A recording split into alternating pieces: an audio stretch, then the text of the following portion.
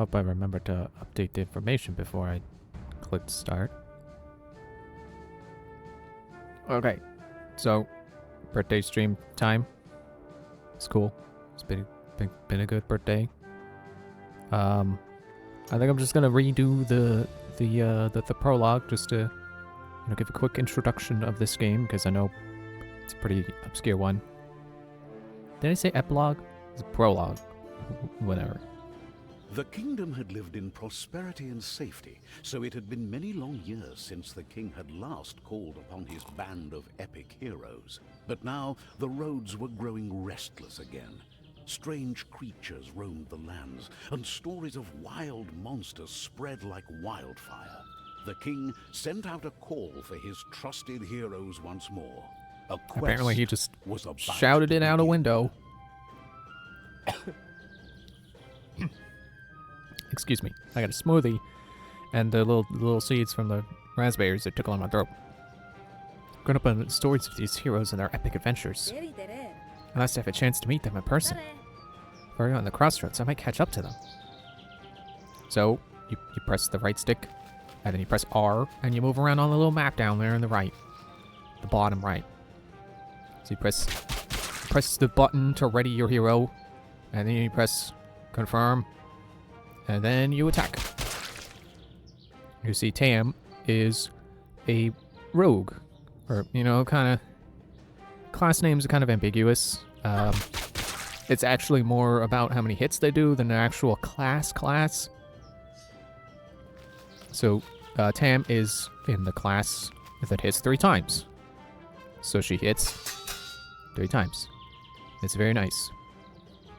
She's got pretty decently high starting critical hit chance and spell recharge speed.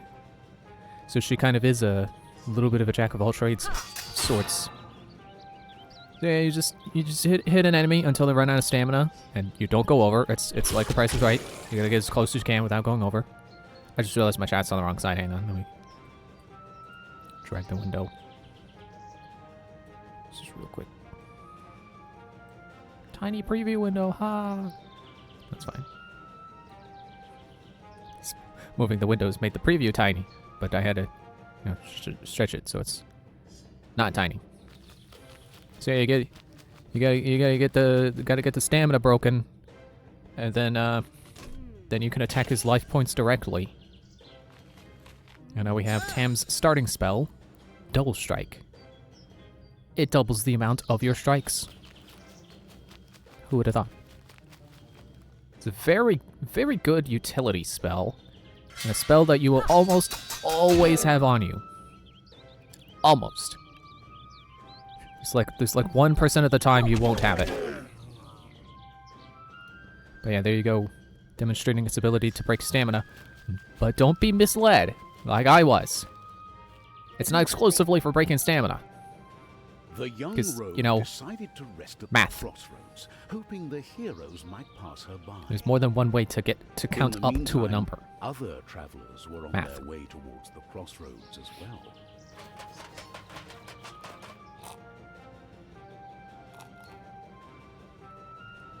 Right time, drink my smoothie. Here we have the other 2 starting heroes, Sir Crux and Metacles. The you could say the warrior and the monk, because those are their official titles. I disagree with the title of monk, because monk makes me think someone who can hit pretty hard barehanded, the kind of barehanded, maybe some magic, maybe some healing kind of thing, like Diablo's monk.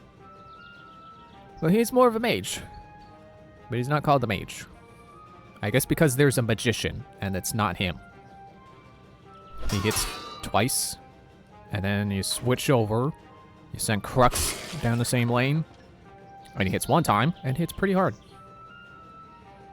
Yeah, Metacles does not have really any melee power to speak of, so I really don't agree with him being called the monk. I was, excuse me, also getting my buttons wrong, because I thought the bottom lane was B. It's Y. We don't have B yet. There would be 3 lanes. And right now, it's, you know, tutorial, just make things simple, straightforward, pretty scripted. So you can learn how to fight. See, don't forget that lesson that it just showed right there. Like I did, originally. See, I always look at 3 and go, oh, Tam has to hit that, because that's a 3. Tam hits 3, she hits 3 times. No. There's more than one way to count to 3. And speaking of Tam, excuse me, venerable elders. Have you seen the band of the King's epic heroes hereabouts? Sure we have, youngster. Oh good, where are they? You're looking at them. What? No, this can't be. You're just 2 people. And you're old! Our band of heroes fell apart years ago. The 2 of us are the only ones left. What do you want to do with us? I heard great stories about your epic hero adventures while growing up. I figured when I heard the king called for you, I figured at last I have a chance to meet you in person. Do you want to come meet the king with us? Me? Are you sure? Why not? Alright. The young rogue was quite happy to join the band of heroes, so they set off to meet the king. There we go.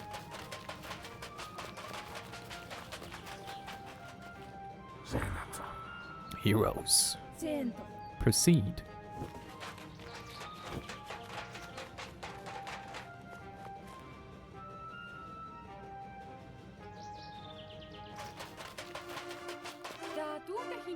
Greetings, heroes.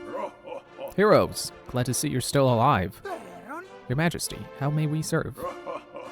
The princesses need to go away to school, but the road to the academy is full of threats and danger. Would the three of you do us the honor of escorting their highnesses, and keeping them safe? Of course, Your Majesty. But sire, there are just 2 of us. I count 3 heroes before me, so 3 heroes will take on this quest. Of course, sire, of course.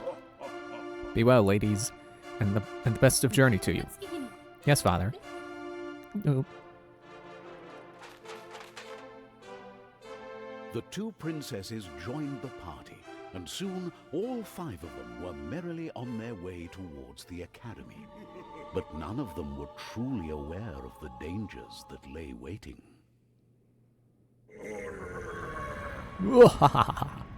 The circle of crystals is complete, and the vortex is opening. It is time to conquer the world. Rise, do my bidding, gather more souls.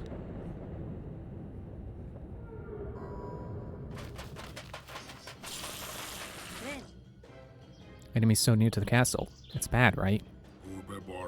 We might have to rouse up the old band together. Hoping they're not all retired to sunny beaches. Haven't heard from them in a long while. Far too long. Most suspicious. First things first. We may have urgent matters to attend to. Or have more urgent matters to attend to. Like these boneheads. Charge! And then we died. That's not even a joke. They're really dead. What of the heroes and their quest? Well, help comes in many See, we died. forms. Welcome. The heroes found themselves summoned by the gatekeeper, who wished to warn and help them. A great ghoul had appeared and summoned monsters into the kingdom. He had stolen the souls of living creatures and desecrated them to create his army of evil. The quest would take the band of heroes through every imaginable region. The gatekeeper asked them to retrieve any souls they might find. For this purpose, they received magical gifts, soul orbs. The audience ended, and the heroes returned to the land of the living.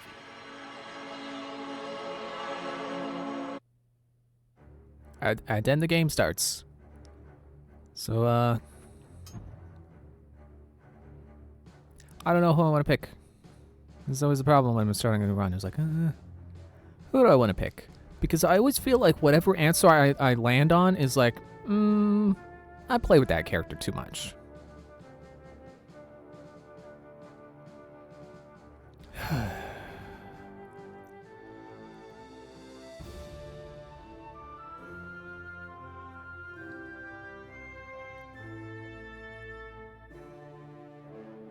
Okay, well, I was talking about how I think Metacles is not fitting to be called the monk. So how about I show you the character I think should be called the monk? Ketty. Which Ketty do I want? Well, big bad super Ketty. And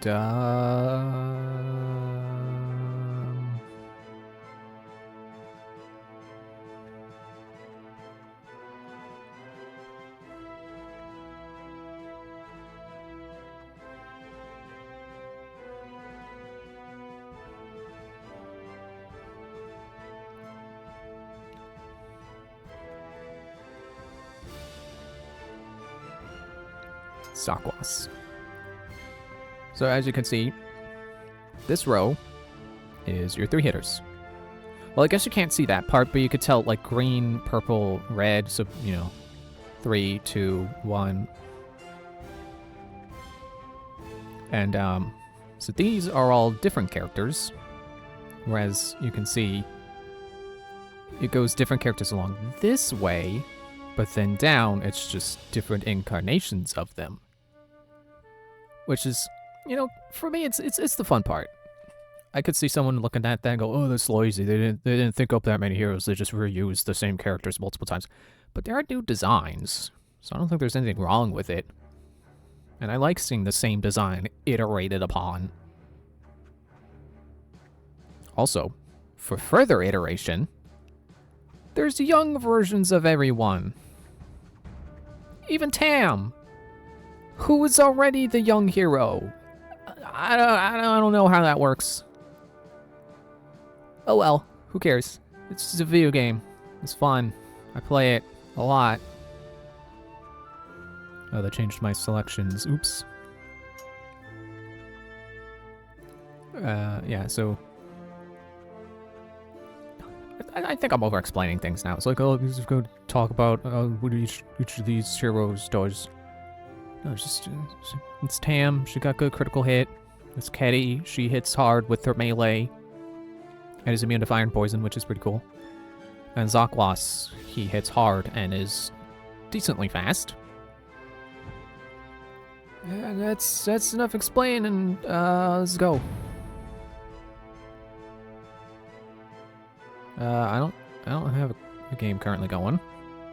Let's go. So yeah, this is where we died. This is the Welcome to the game. Snowy Forest. The road is slow but steady. I'm willing to take it. So yeah, you make your way through the map. Try and hit as many spots as you can. Yes, as many, even the battles, because you need money. Starting off with a locked chest. Isn't that stupid? One man's loss is another tiger's profit. So yeah, Ketty's actual title is the Were-Tiger, but she should be the monk. She's also dressed like a monk, so she really is, she's what I think of as the monk. Metacles should have been like the wizard. Even if Edran is the magician. Locksmith. Oh, man. Oh, look at that. A livelihood based solely on selling keys to travelers. Only a human can have an idea as stupid as this. Well, we're about to give him 150 gold. But then we will never need a key again. Because that's literally the infinite key. It's always awesome to find that right away. Because it is not guaranteed to be at your first locksmith. Because of course this is a roguelike and everything is randomized. And the camp is at the beginning before we even did a battle. There we go. There's a battle. Yeah, just like the prologue, you just gotta hit him. No, hit the shield guy. Hit the shield guy. Hit the shield guy. Hit the shield guy. Hit the shield guy. Hit the shield guy. Didn't hit the shield guy. I can't believe it. I can't believe it. So we're gonna have to try to kill him with back strikes. No, he's gonna hit me. Good. Okay, there we go. As the back strikes are just, you know, as you send your hero out, they gotta come back. When they come back, they hit everyone on the way back. I have no idea what causes, you know, what determines backstab damage. I think it's spell power. It doesn't really make sense, but I think maybe, you know, through like a coding oversight or something, that it's counted as non-elemental magic damage, because that does exist. They didn't do anything with it until the expansion, until the DLC happened. But lost my train of thought. Yeah, I think it does go up with spell power. Excuse me. So everyone's got a starting spell, even non-magic-y classes. And everyone's got slots for 4 additional spells. Oh crap, this guy's gonna hit me. And he's gonna hit me!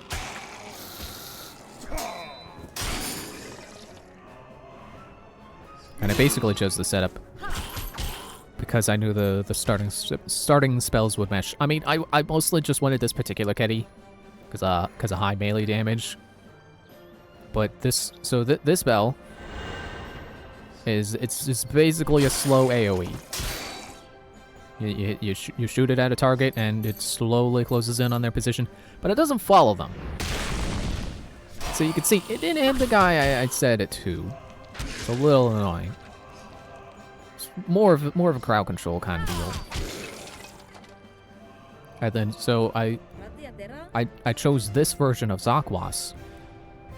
Kind of also because he hits really hard, but because he has Lich's Curse, which makes the target immune to frost damage. And oh well, there's a water spell there, so I guess it might not be relevant anymore, but it's a good way of dealing with bombs. When those show up, I tend to like having a way to deal with bombs. Unless I'm feeling fancy and I go for something that doesn't have a way of dealing with... a setup that doesn't have a way of dealing with bombs. Greetings, hardworking magic spell person.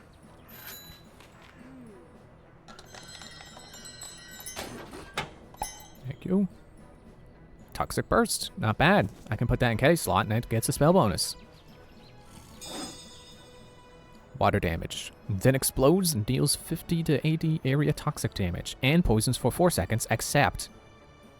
now the poison damage is dealt twice as often because I got that in Ketty's spell slot. So yeah, there's a lot of things to talk about with this game. A lot of little mechanics that deserve their own little bits of explanation. Like stamina. You can see a lot of the time I tend to just attack them, regardless of, you know, my hits matching up. Yeah, ideally you do want your hits to match up. But it doesn't always have to. Okay, I'm gonna just whip that at you. A little bit of a waste, but it's fine. It's only 30 seconds to recharge. Ah, see, there you go. There's bomb. See? And my other spell is recharging. So what I can do is I can make myself immune to frost and then just attack it directly. What is it gonna do? Raise me? I'm immune to frost.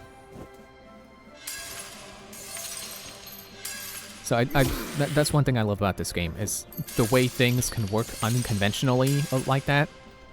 Like, you look at the spell and go, oh, well, I need it to, you know, you put it on and it shoots people with ice. Well, it also makes you immune to ice, so you can do that. You can use it defensively as well. But yeah, sometimes I do go over stamina just because, you know, I need to change characters' positionings, or, you know, they'll die anyway. So I have built up the habit of just not caring sometimes. So here's something you could do. So I just stunned that guy, and you can see he's a little closer. Well, okay, little might be an understatement, but or overstatement, I guess. I don't know, one of those directions. Anyway, he's stunned there, and I can reach this guy, and then I can hit this guy on the way back, which resets the stun. There's also the combo mechanic that I tend to forget is a thing. Basically, you just keep hitting a guy and you start to deal more and more damage. It starts off at like, I want to say it's like 5%, and then it becomes 10%, and then something like that.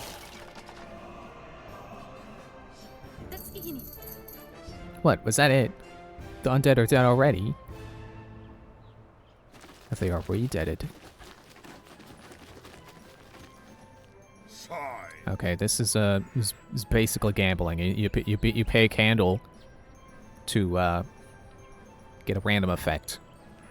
Every gift comes with a drawback. The shrine is not an exception. Yeah, I don't like these. I tend to not. Especially early on when I need my candles. Yeah, so I'm just gonna over stamina there just to get that get the positioning changed. So then what I'm gonna do is I'm gonna hit that guy. I'm gonna hit this guy. I'm gonna back attack. Oh, I didn't recharge fast enough. Okay. This is not good.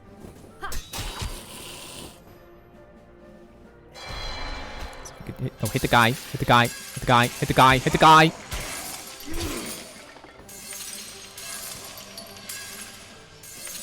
Ooh, that guy made a puddle. No, he didn't just wet himself. I mean, kind of, but you can see the, not really sure what caused that, honestly. Something to do with the ice hitting an icy target already. Made a puddle. But why that's relevant is because it made a puddle. The puddle is relevant because it's a puddle. No, but oh, you know what? I gotta pull an emergency and maneuver here because I forgot about this guy. He's steadily approaching. Nope. Puddle makes people wet. That's what I was getting at.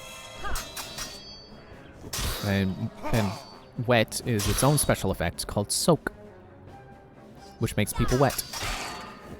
And why being wet is relevant is because, oh man, my stomach's so full right now.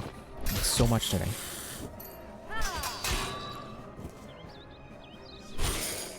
Soak has a lot of effects to it. It has a lot of combos to it. So you can kind of stack elemental effects. And really need to get rid of that guy. So basically, the relevant one right now is that soak makes you get frozen longer. So because that guy made a puddle, he made it. Whatever happened that made a puddle made him also stay frozen longer. So that was really cool. And there again, like, I always just default to cool. And then it's like, oh, it's an ice thing. I should say no pun intended because I didn't mean to make the pun. I'll come over here and check out this merchant.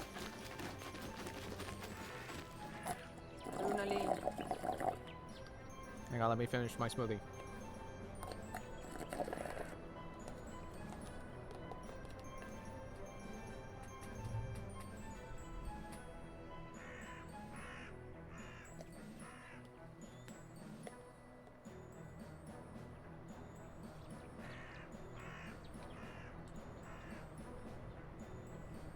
Oh man, I'm so full. Does he sell any travel reading? Well, let's see. There's a rock. There's a gripper ward. Empty scroll. So close to having travel reading. There was a scroll, but it's empty. Alright, what did these do again? Everyone hit on my back recharge those spells. That's not bad. Do I want to spend all my gold on that, though? I don't know. It's 2 hits, Vital Drain.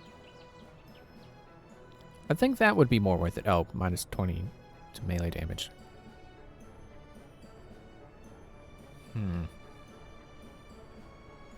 I think I'll say no. Spell damage increase.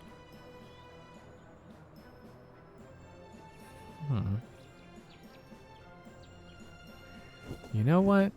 Normally I tend to lean more towards melee. I think I'll go for spells this time. I mean, you know, you want both to be well-rounded. But in this particular scenario, I'm choosing magic over melee. I'm sure it might come in handy down the line.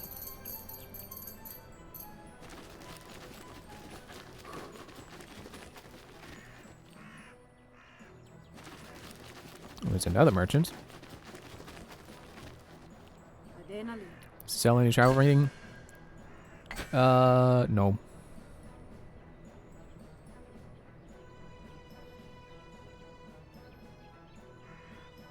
I'll give that to Tam. There are people who would argue, oh, you should only put this on this character, you should only put that on, you know, whoever. I tend to just wing it. I don't think it matters a super whole lot unless you're trying to do one specific thing.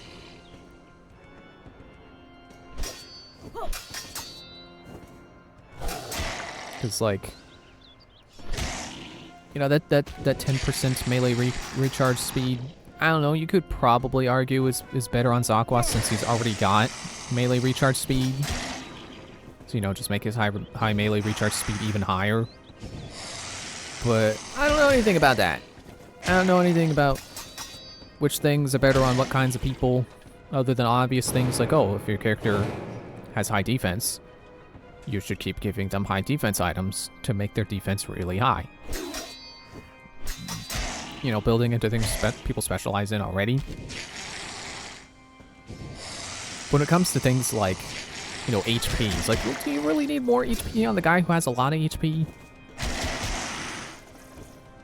Or like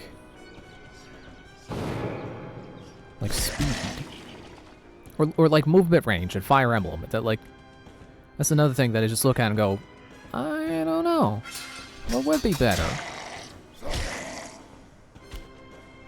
Because, you know, a unit that can move a lot of spaces already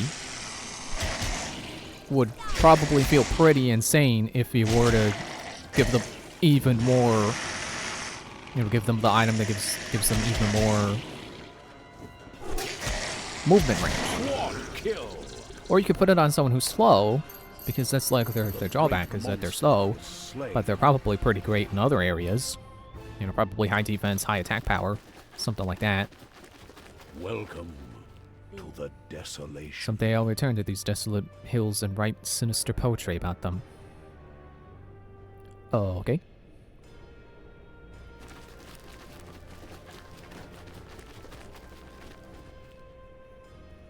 And especially in Fire Emblem, I think, like, oh, well, you know, it's so easy for a character to die. I just noticed I spelled birthday wrong in the title. Aw, man. For the Selson hats.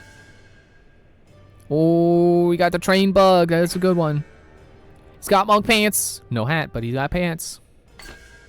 And frozen bread.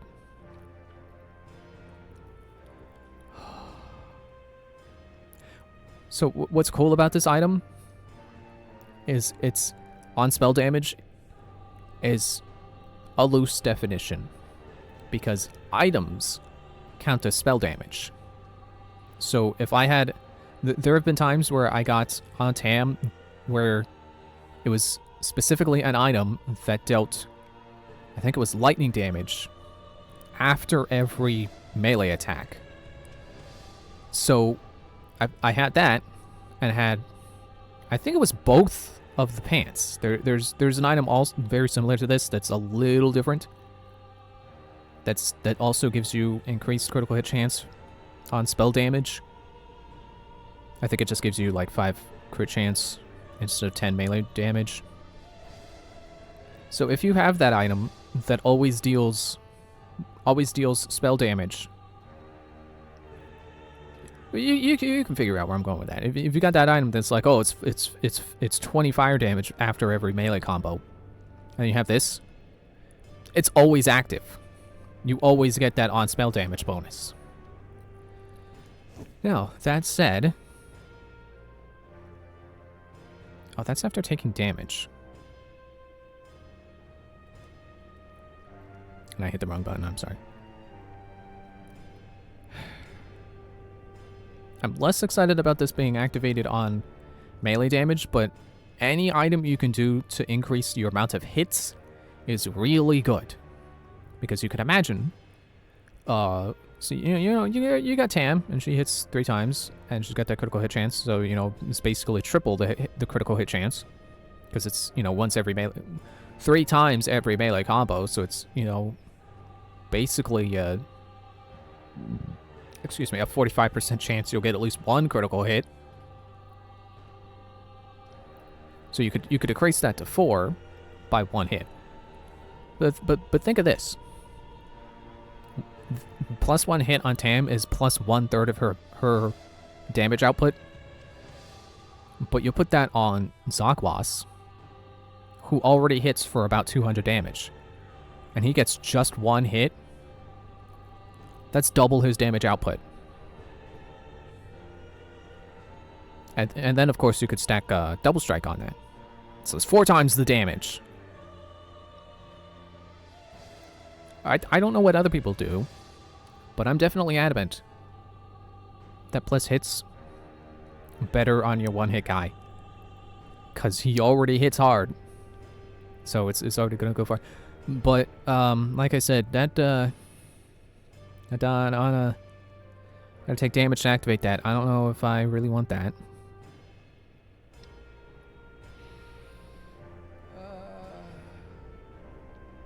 You know what? Yeah, I do. Because it's also plus 50% damage. So now he'll be doing, like, at least 300 per, you know, he'll do at least 300 twice. So 600.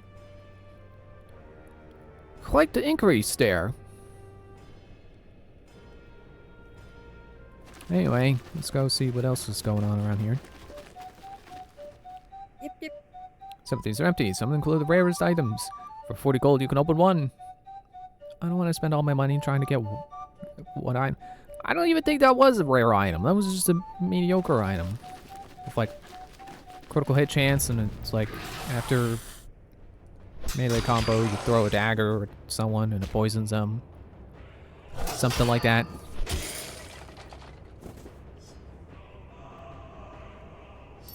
Oh yeah, I guess I could easily map out.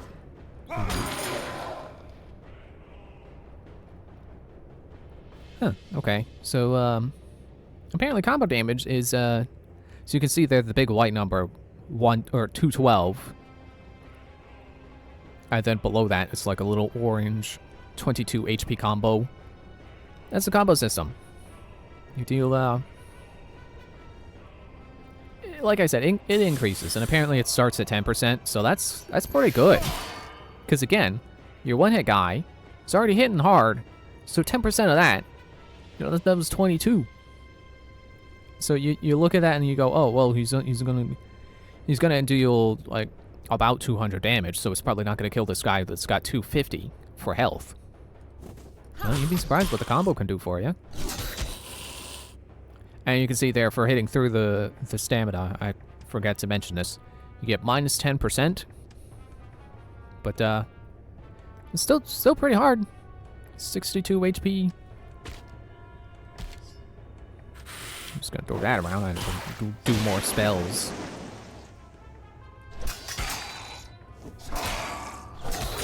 Like, see, that was enough to kill. Finish off that extra 10 HP he had. Whoops. I'm hitting all the wrong buttons.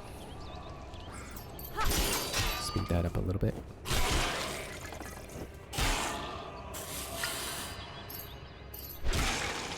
$400 from his back attack ability, where he gets, what is it, 70% damage.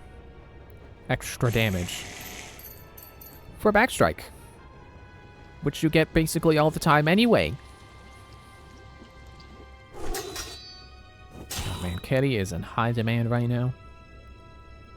And that's just because the guy that was in front of her just happened to be... Excuse me, happened to have 4 stamina. And you can see, there's a mighty zombie. Talk about some love and posterity coming over here. He's just a meat shield. He's got no stamina, but he's got a lot of HP. And then, when he dies, he doesn't really die. He splits in half. It's a pretty annoying trait of those guys.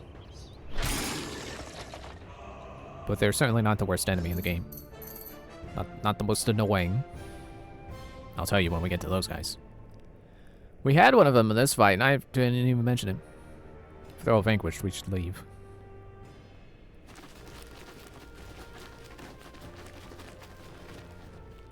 Frost spell vendor.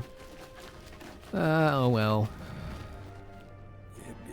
So your frost spell for 200 gold. We're broke. Well, okay, we're halfway to your spell, so not really broke. Oh, look at that! Look at that! We got 2. We got 2 of the most annoying enemies. At least in my opinion. You know, I'm only like a master of this game. You know, don't take my opinion for... I'm kidding. So this guy that I'm about to hit, that guy, if he gets to certain positions, so it's like 2/3 of the way down the line, he'll ready his ball and chain, and he'll hit everyone. All 3 of your heroes. I think it only does stamina damage, so if you don't have any stamina, it doesn't really do much. It might still deal HP damage, I don't know. And then this guy, he's got that circle there at his feet. Oh, you stop rushing. Yeah, anyone in that circle goes faster, and that's annoying. That's as much as 2 10s, and that's terrible. Or no, wait, the joke is as much as 4 10s. I'm gonna do 2 of these, just make sure I get that ogre frozen. There we go.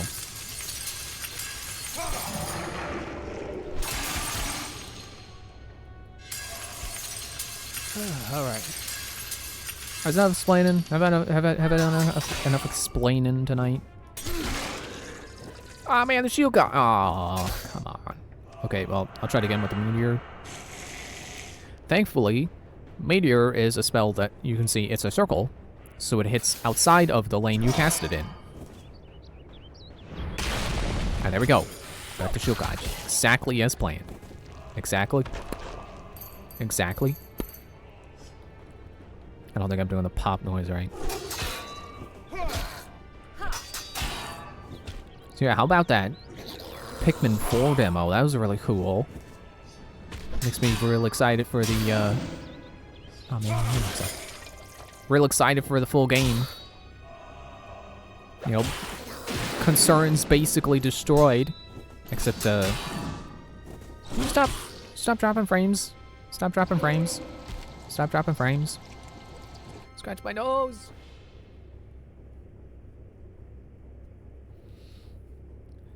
Sorry.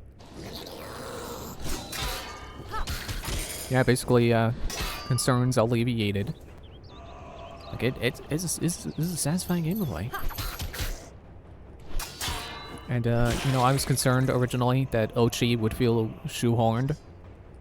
You know, just be like, oh no, it's a thing in our way. How are we gonna deal with it? Oh, Ochi can do it. No, it's not that. It's not like that. The level design is better than, oh no, how are we gonna... it's Ochi. And that was the last of them. Anyone injured? I think I hit the wrong button. I'm supposed to advance that dialogue. I can't afford this.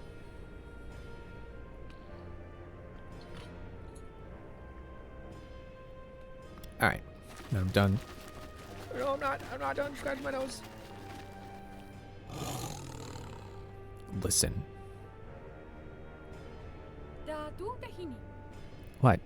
It was rather quiet here. In here. Exactly. Even that nature is resting. So should we. Yeah, well, this is an HP camp, and our HP is full. We needed a stamina camp.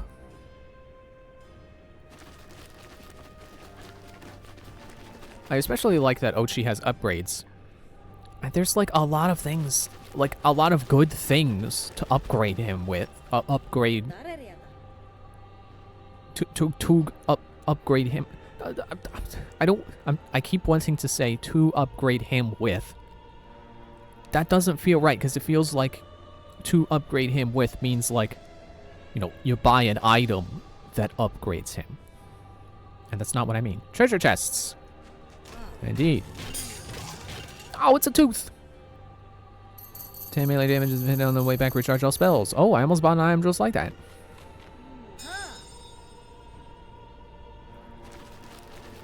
Yeah, because there's worthwhile things to upgrade him with. Because it's not just like, oh, increase the amount of pull power he has. Increase the amount of damage he does. I mean, those are there, but there's more than just that. Ooh, map. Spell Merchant map. So now I always know when to not spend a lot of money so I can afford a spell, because spells are very important. Ah, man, there's a guy. Excuse me. Get out of here. And you too. Toad? You too. I'm gonna hit that guy too. Alright, I'm gonna get this guy while he's still open. Yeah, like there's buffs for things you would expect, but then there's also like, I was gonna say AI improvements. I shouldn't be thinking of it in a meta way like that, but yeah, like you can upgrade him to have more commands. I think there was a command where you can order him to go back and get you more Pikmin or something like that.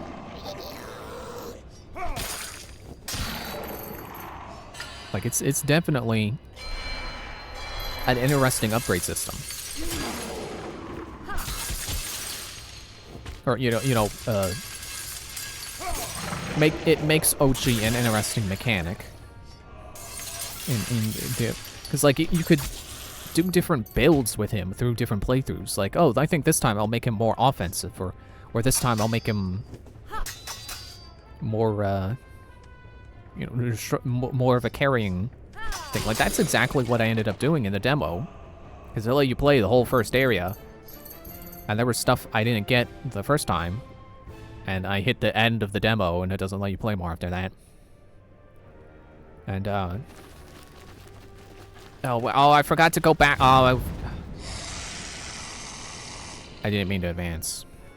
I wanted to backtrack and then visit the last two spots. Fine. Hang on. I'll do it like this. I can have Sakwas at the ready.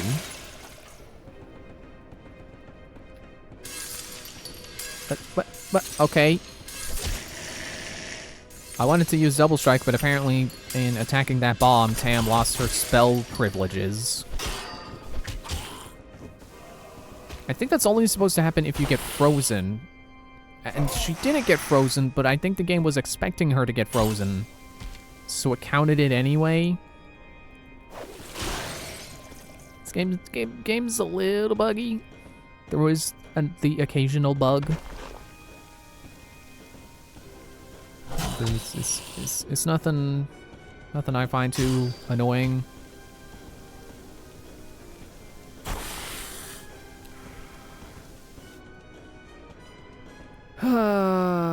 Okay. Uh-oh.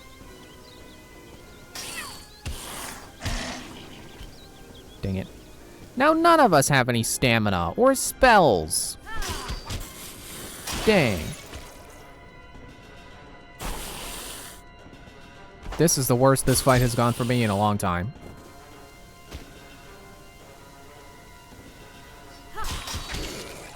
Yeah, in the Pikmin demo. So first time I kind of just upgraded Ochi into what I would have you know, what I wanted normally. And then I realized there was something I missed, and I wanted to get that. So I had to upgrade Ochi into grab power, you know, his hauling ability. So I did that on a second playthrough of the demo.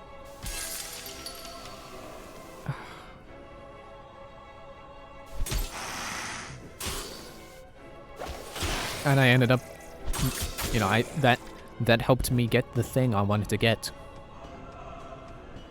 Which I don't know why I'm big about it. I might as well just say it. I found the blue onion. So in the first area, not only do you get red Pikmin like usual. Blow up.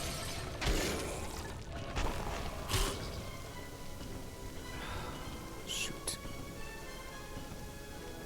Am I seriously gonna die to the second boss?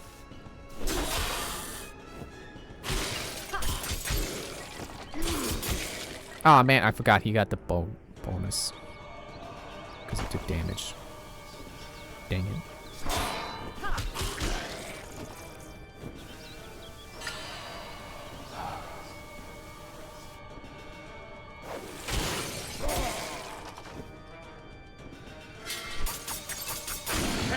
So yeah, you find the red onion, and then they give you ice Pikmin. So of course you gotta try out how those new guys work.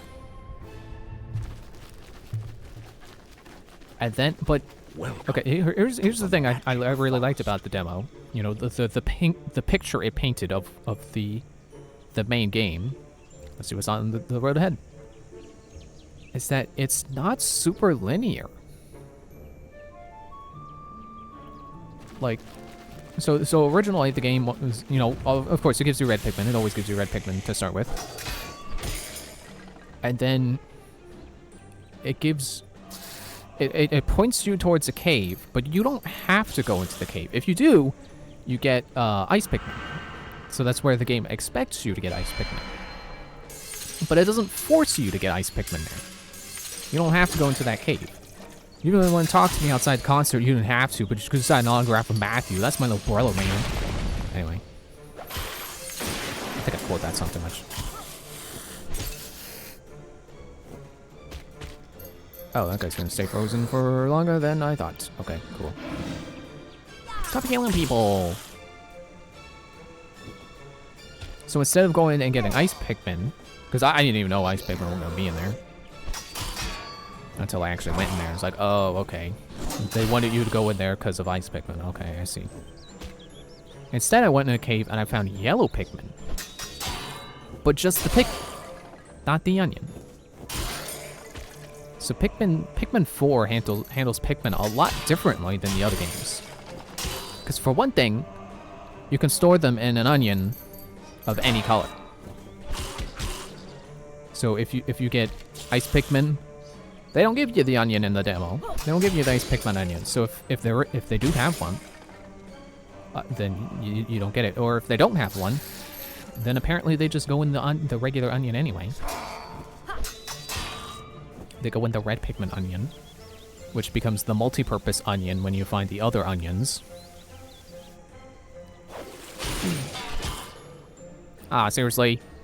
You're on with 11 HP.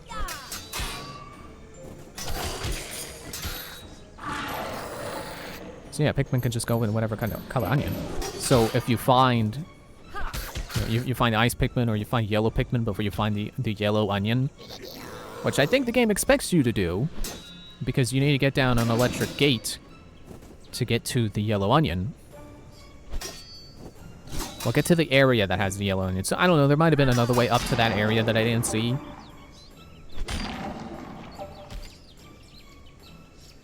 Oh man, these guys are gonna get away. I'm gonna get my battle clear bonus is gonna die. I'm gonna not get a battle clear bonus.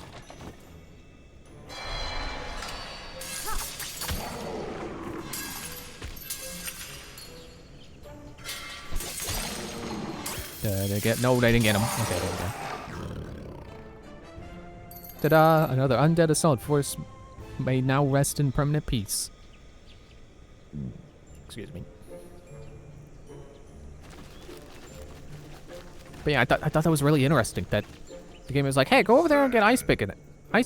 But I'm not gonna tell you that there are ice Pikmin over there. I just want you to go in that cave. There's totally not ice Pikmin in there. I'm totally not spoiling the surprise. There's another one of these statues. I don't want one of those.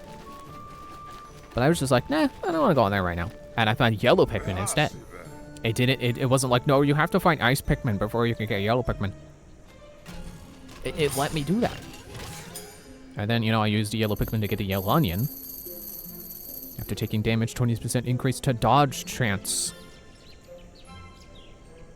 Who has the lowest HP? It's Tam. And then I found the blue onion, but I didn't have enough Pikmin to be able to...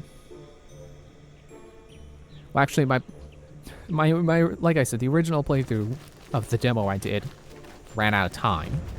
Well, not time. It hit the Sparklium goal, and then once you hit the Sparklium goal, it just doesn't let you play anymore. It doesn't let you do a day.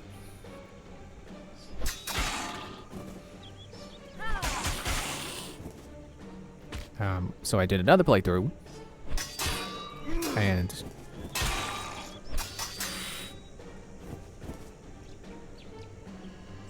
actually, I forget how I knew I needed to respec Oatchi.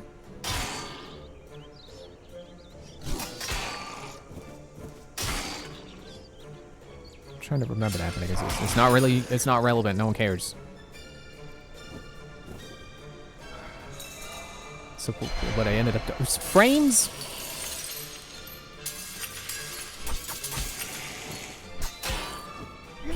So yeah, I played again. I got a lot of ice Pikmin, and then I used their ability to freeze the water.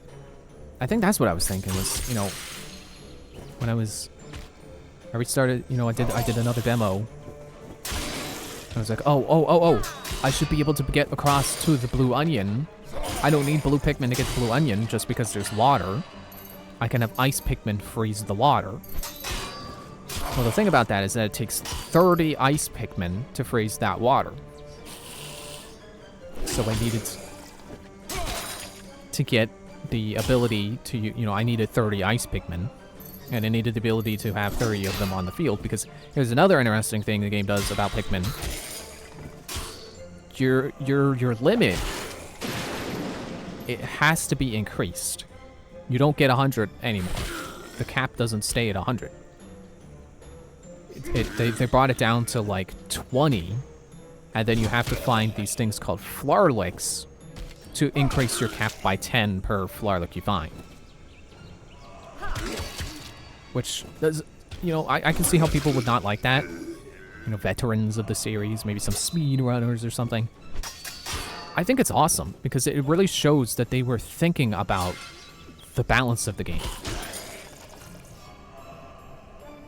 Which, you know, another thing that people might be disappointed to find is that flower Pikmin they've reverted that change from Pikmin 3, where if a Pikmin grew to a flower in Pikmin 3, it was permanently a flower. There was nothing you could do to not have... Well, okay, the Pikmin would die, but other than, you know, aside from dying, they would always be a flower Pikmin. But they've gone and reverted that change, so now when Pikmin get shaken off, sometimes they do lose their growth level.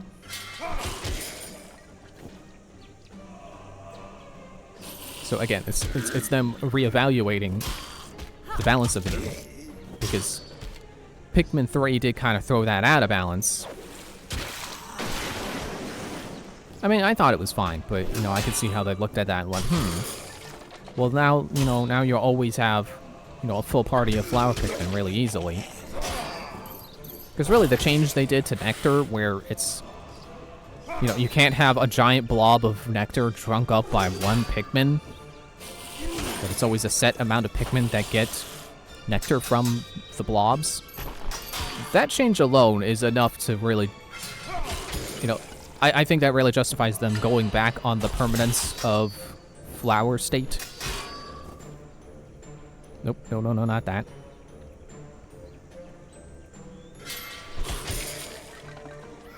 Because, you know, Nectar still works like it does in Pikmin 3, so I feel that softens the blow. It's like, oh, you know, okay, I can stand my Pikmin reverting sometimes, needing Nectar again. because nectar is much more plentiful, much easier to get all your Pikmin to drink it. So it's an acceptable change. They thought it was too easy having a full party of all your Pikmin are flowers. Fine. All right, that's fine by me. 'Cause, again, it shows they're really, you know, they care. It shows they're really, they're not just pumping out a Pikmin sequel. They're taking their time and really thinking about how they want this game to operate. Not that Pikmin was ever at risk of pumping out sequels.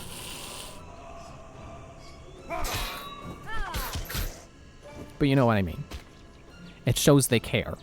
It shows that this is not just another game to them. It's Pikmin 4. They know what it means to the fans.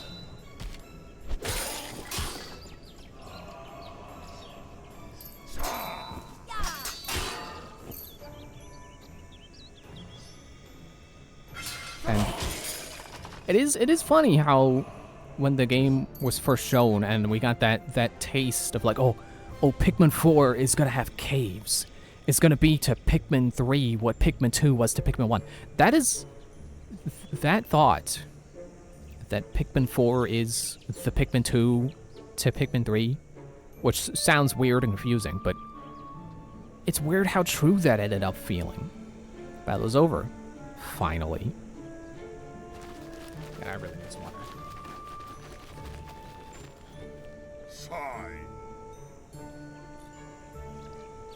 How much for a tinfoil helmet? It's funny because a tinfoil helmet wasn't an item in this game until the DLC. They made a tinfoil helmet for Xaqwas. He can buy one now. Oh man, where do we get all that gold?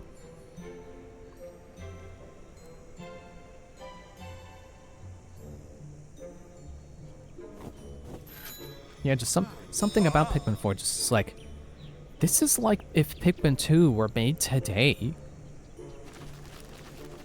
You know, not just because of caves. Like, something about it is just like, this is like Pikmin 2. You know what? I will go spell gamble. I will buy a new spell from gambling. Some of these empty. Some of them include the rarest spells. For 110 gold, you can open one. Alright, so... have you ever heard of the Monty Hall Paradox? The idea that if given a 1 in 3 chance, that you're more likely to... you're more likely to be correct if you change your answer. I find that's really... it's true. And even though this isn't the Monty Hall situation, where they eliminate one of the incorrect answers, so then you have what looks like a 50-50 chance, but is actually still a 33% chance of being right, and a 66 repeating remainder chance of being correct or of being incorrect, so you switch to have the higher likelihood. I feel like that's still true here. So what I'm thinking is it's in this middle one. So what I'm going to do is I'm going to switch. Okay, I switched wrong. But here's the thing. I get another chance, and there's another spell added to it. I can pay another 110 gold, and then I should still get a spell for only 20 more gold than I do usually. Excuse me. So what I'm going to do is I'm going to stick to my guns. And I got Feebling Swarm, which is, out of those two spells, I would have preferred this one. What slot did I put that in? Doubles burn duration. Oops! I should not have given that to Kitty. Oh well. Spell slots are nice, but they're not the end-all be-all. Unless they are, like, using a buffs your whole party. There are some that are really good, but not the end of the world.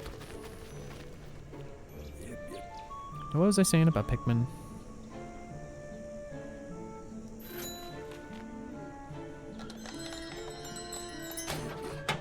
Yeah, it's, oh, that is really good. That is really, really good. It may not seem like it, but that is really good. So that is a cheap, fast recharging, easy water spell, which is very good because it's, you know, it staggers enemies, so which will cancel their, you know, if they're about to do something, you can get them to stop. And being dark, I can cast it as many times as I want at the cost of HP instead of having to wait for it to cool down. So because it's already cheap as the regular version, the dark version is also very cheap. It should only be like 20 to 30 HP. There's no better way to relax than to lie outstretched on the fireside rug and listen to the fire crackle. I'll do that now before I forget about it. I was like, oh, I'll loop back. I'm gonna forget, because I tend to forget.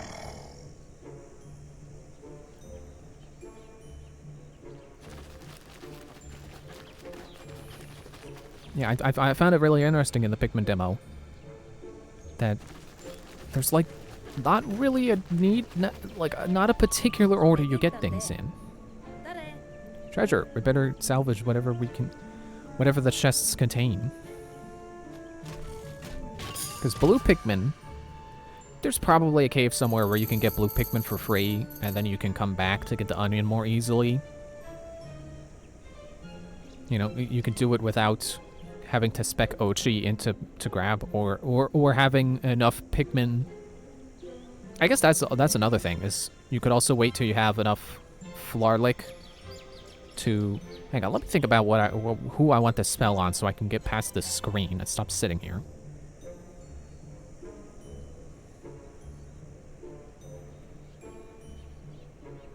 I guess Aquas. Yeah, there's like multiple ways you can approach getting that blue onion.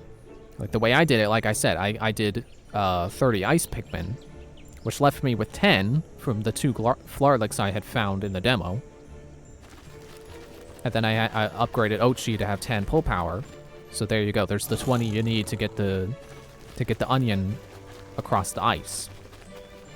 Or I could easily just come back with 20 blue Pikmin who can already go under the water and it doesn't need to be frozen. And then they don't have to have the water frozen to pull the onion across. Or probably wing Pikmin. I'm pretty sure those are in the game. Like it's confirmed. That reminds me of another thing. You can only have 3 types of Pikmin out in the field at once, which is, for multitasking purposes, is probably going to be really annoying. You know, to get used to at least. But another really interesting decision they made. Like, they're taking some risks with this sequel. You could say Pikmin 3 was a safe sequel, which, you know, I guess I could agree with. Which I probably do because I just said it. So I guess technically I do agree. At least to an extent. And I think there's nothing wrong with that. I really enjoy Pikmin 3. But I'm sure it's easy to see how it's like a safe sequel. Pikmin 4 is a risky sequel. Pikmin 4 is taking some chances. And if you ask me, they're paying off. They're really interesting.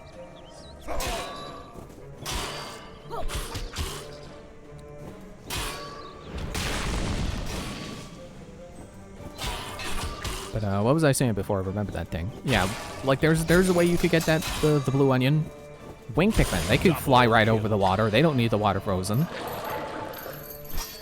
And you could probably find blue Pikmin, so they don't need the water frozen either. You can carry it across with ice get ice Pikmin to freeze the water, or then either, get it as soon as I did by upgrading Ochi, into pull power, grab power. Also, let me see if I was right. Is that 30? Yeah, 30 HP.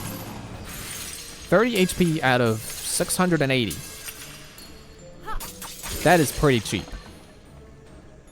And you know what else I can do with that? I can hit myself and activate my item. Oh yeah, it's all coming together.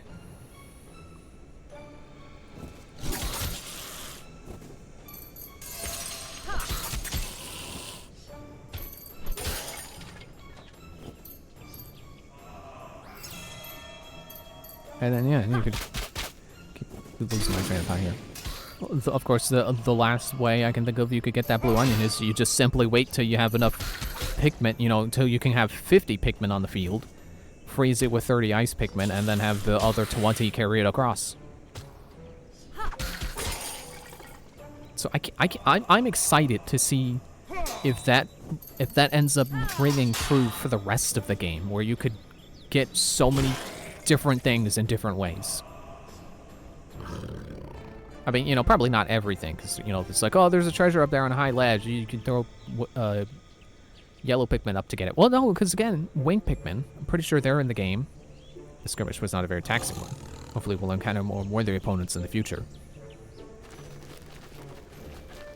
Yeah, that was always something you could do in Pikmin 3. It was items that need yellow Pikmin. You could just send the, you could swarm the winged Pikmin up to. Activate the combo game 1 charge. On spell cast, release all charges to random enemies. Deal lightning damage. I like the sound of that.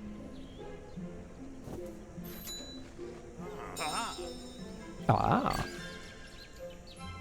Melee damage and 50% chance on kill. Fully recharge random spell? Sure.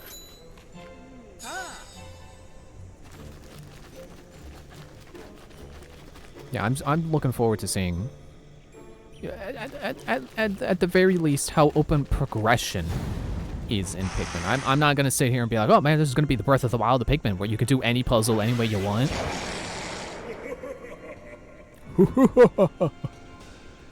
Slow down, bud.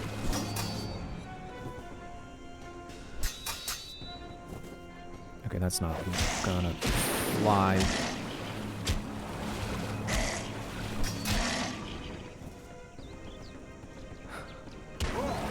I can't believe it just did that. That was ridiculous.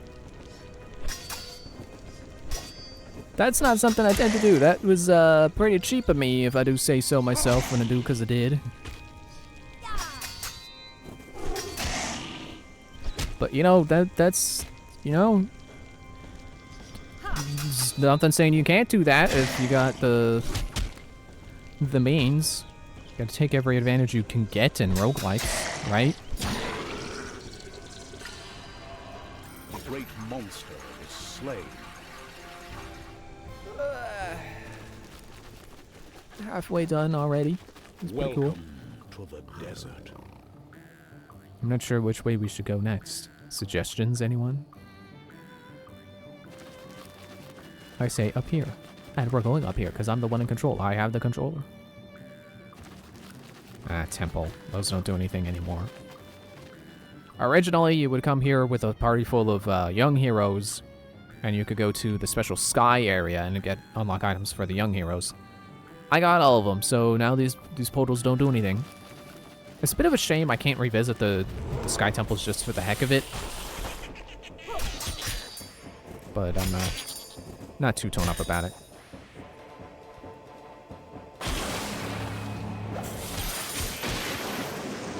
Good old leprechaun giving me money.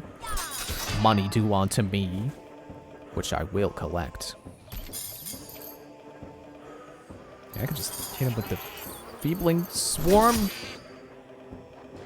And that should keep giving me money. Because I think he gives you money every time he loses stamina. As well as health damage. Sadly, you can't freeze him.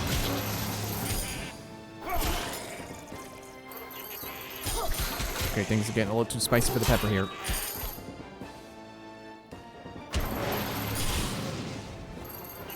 Ghost, no! Ah.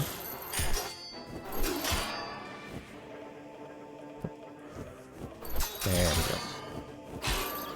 Hitting the buttons in a different order, and it was apparently screwing up my rhythm. Is that guy still here? So you're off screen getting hit? You can go now, Mr. Leprechaun.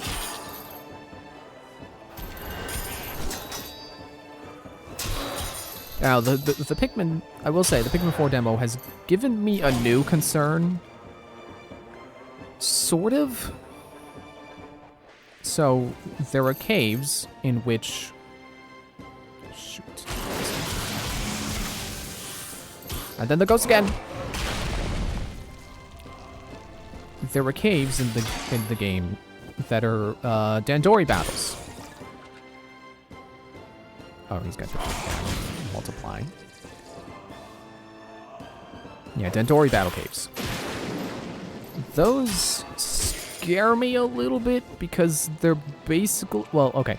So some of them are actual battles, Dandori battles, which are, you know, you may have seen that's what they're calling Bingo Battle now. That's the multiplayer mode. So it scares me a little bit having caves in the game that are basically just you versus the AI in Bingo Battle. Can you stop dropping frames, please? Yeah, I don't like the sound of caves in the game that are just Bingo Battle against the AI. Stop dropping frames! I repeated myself so I could be heard through the frames, and you just drop them again. I thought I was gonna burp and I didn't.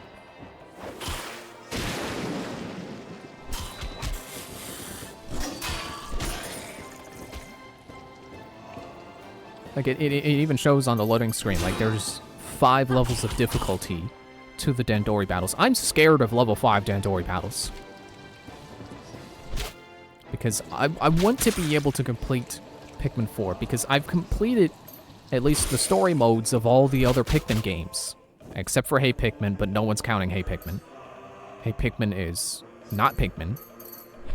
And I've heard its completion requirements are ridiculous, so I don't want to do it.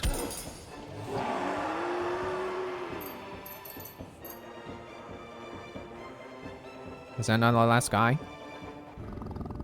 Okay, there was some guy hiding off screen. Took away my battle clear bonus. That happens sometimes. Or sometimes they spawn a guy last second that you can't possibly kill in that amount of time. It's the way it rolls. Yep, yep.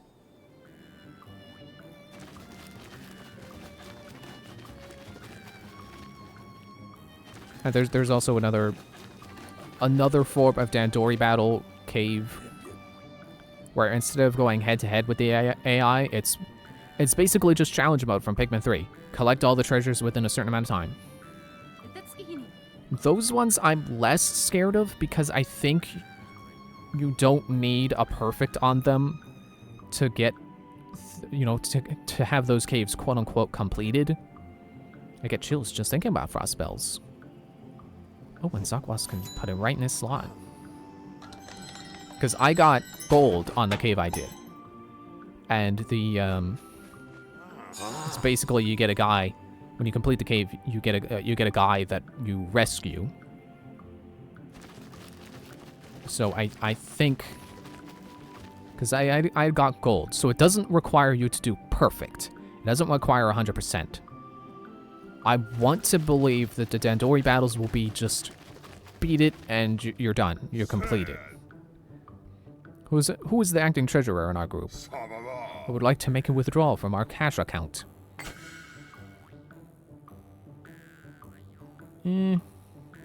More health for slower regeneration. I don't think that's worth it. So I want to believe that at least the other ones. The challenge mode ones, where you're just going around collecting treasure as fast as you can. I want to believe those will give you, you know, you can quote-unquote complete them from a bronze. I'm hoping that they won't require a gold every time. So that's the one fear I have. I fear not being able to complete the game because I have never finished challenge mode in any of the games. But at the very least, I shouldn't have to worry about the challenge mode ones. The bingo battle ones, I think could still be scary, but I you know, knock on wood, and I'm not gonna actually do that because I'm not that scared of jinxing myself here, that I want to think that you could probably beat a level 5 Dandori battle from just denying your opponent any treasures. You know, going after whatever they're going after and just stealing it from them. But we'll, you know, that's something we'll just have to wait and see. Will Dandori battle be easy enough to do? You know, or will they be super hardcore challenges when they get hard? You know, I want to think Pikmin's main story is usually pretty easy to complete. You know, even for as weird as Pikmin 2 can get. Dude, I was pressing the button!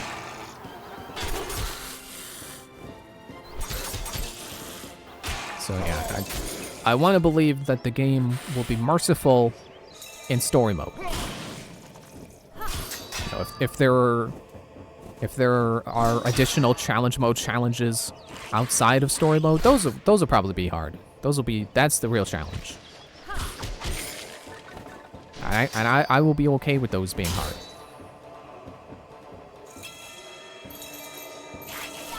I'm hitting the buttons and they're not buttoning.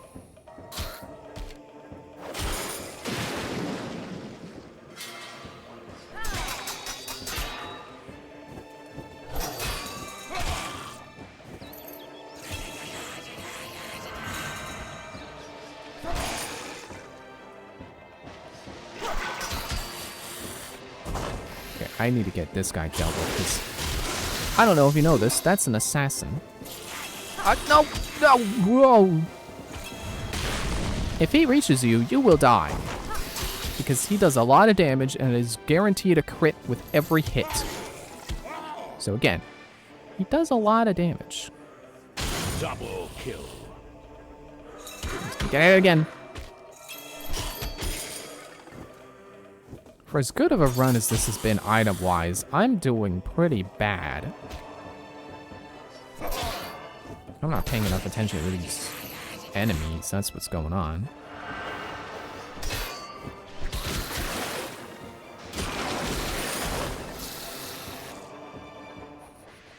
Guess who's here just when you're doing pretty bad. Hi, Griffey. How you doing right now?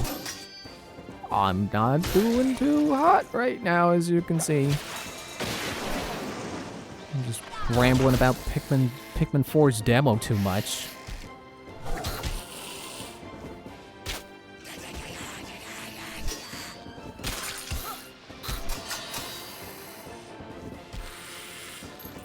Yeah, whatever, run away. I really need water.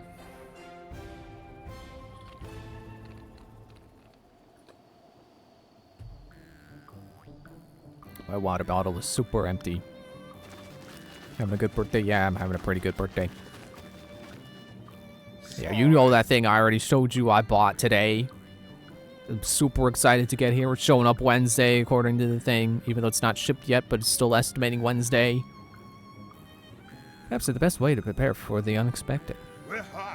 I suggest we buy all of them. Yeah, it's only 25 gold, why not? And then we get into another battle. Oh man, we got another speed up dingus here. Failed to freeze him. Gonna sneeze. Oh no, hang on.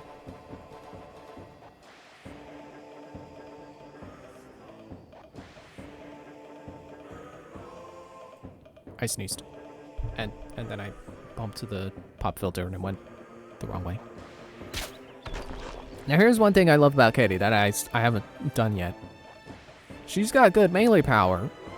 So you can just put double strike on her and have her do pretty good. It's not ideal, but it works. Yeah, they're called has-been because they were doing well, but no more. I mean, you're not wrong. Oh, man, get out of the way, flower. Dude, he summoned the dude. Oh, that's the wrong person. And blam. Like, I remember when I was getting started on this game, and I had just unlocked... Or, yeah, I think it was Carr. So I unlocked Carr, who's another one of the two-hit class. Man, this is going south again. There's a lot of people here. And I remember asking, like, oh man, I just unlocked Carr. Like, what are the situations where you would attack with him? And someone told me, oh, you never attack with that class. And I always just think back to, oh shoot, no, Tam, no, don't burn to death.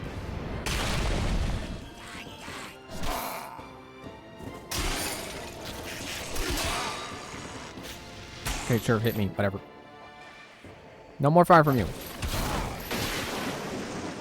I just remember that. It's like, that guy was like, oh, you never hit with Carr. You never hit when you two hit.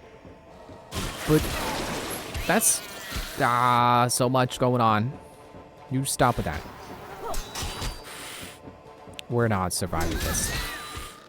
Nope. The bees. The Feebling Swarm didn't get to the guy fast enough.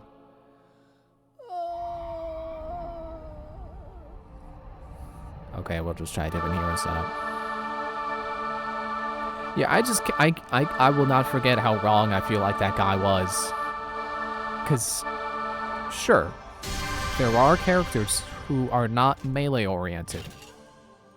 Like, as I said at the beginning, Metacles here is known as the monk, which I think is highly inaccurate because I think of a monk as being skilled in hand-to-hand combat and having healing magic. You can see there, Metacles only does 1 to 9 damage. That's pretty good grounds for saying, oh, never hit with him. Now, of course, 9 damage... Sorry, I bumped the mic. I gesture with my hands a lot. 9 damage is not nothing. If your enemy is almost dead and you could kill them by blowing on them, Metacles could do it. Now, as you go down in the forms,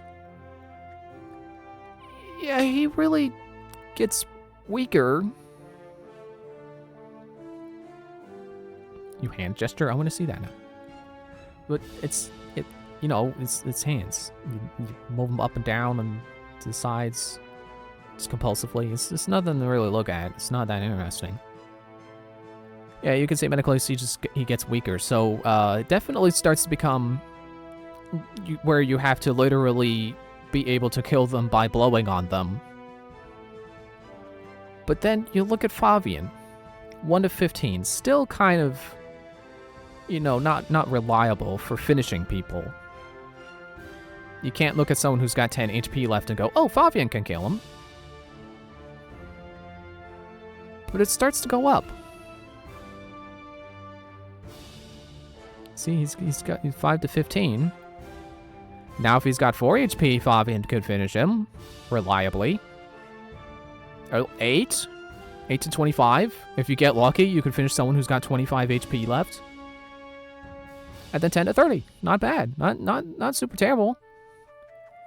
But then check this out. So again, I remind you that someone said you never melee attack with this class of character. These purple portraits here. 40 to 60. I should also remind you that this is 2 times per melee combo, so there is the possibility that if you attack with Metacles, he could get a 2, but then also get a 9, so you could kill with an 11. And same for, excuse me, Favian.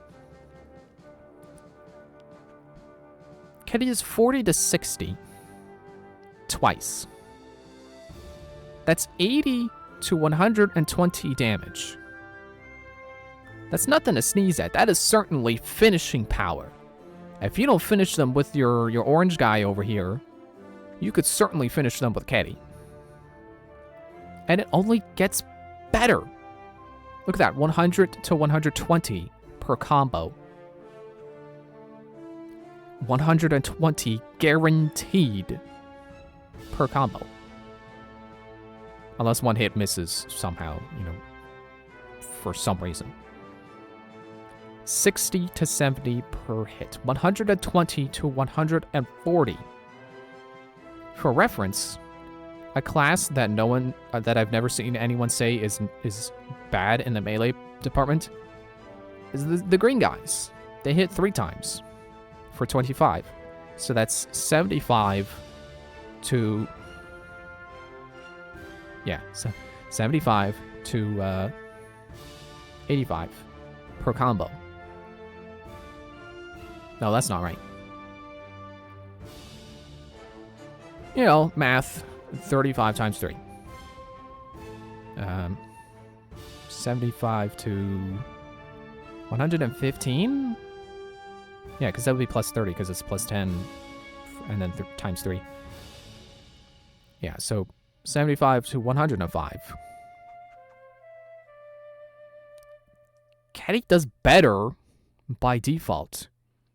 She's as strong as this character, who I've never seen anyone say you should never hit with. Now, sure, there's critical hit chance, so there's the chance that it'll be even higher. And I think I did do the math that says that it's not good to spec your melee power on this class. But, again, I just think there's finishing power there. There's, you know, if you're in a pinch or you're just, you know, you know things are going fine and you could spare the attack. These two here certainly have have high potential, and Fabian some potential. There's an effort that will be had. And let me just go through Car's damage here real quick before I go take a break. 1 to 50 per hit. Twice. So that's 2 to 100. 2 to 120. 2 to 140. Almost at 30. 2 to 180 per combo. Not as consistent as Ketty, but certainly if you get lucky, something good could happen. And this was the character I was talking about. I was like, oh, well, how do you work with him? When do you attack with him? And then I was told, you don't. Sorry, I bumped the desk, adjusting my foot. I asked when you attack with him, I was told you don't. So, okay. His special effect is that on hit, he recharges a spell. This one does a random spell by 2 seconds. This one does a random spell by 3 seconds. But here's the kicker. Here's the thing that really makes me... Here's the nail in the coffin for my argument. If your melee hit deals less than 35 damage, recharge all spells by 6 seconds.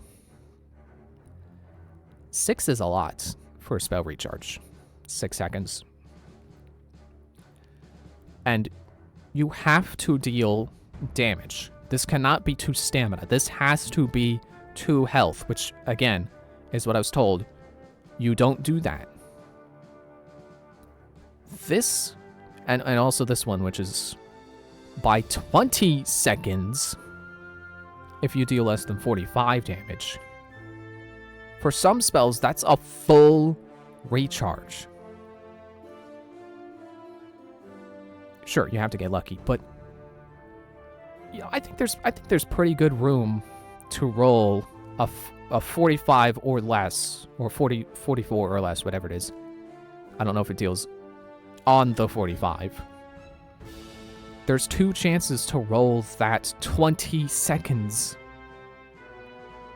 Oh, it's for a random spell. Okay, well, it's not as good as all recharging by 6, I would say, but that's still a lot, and a lot of potential for that to happen, and you have to hit health to do it.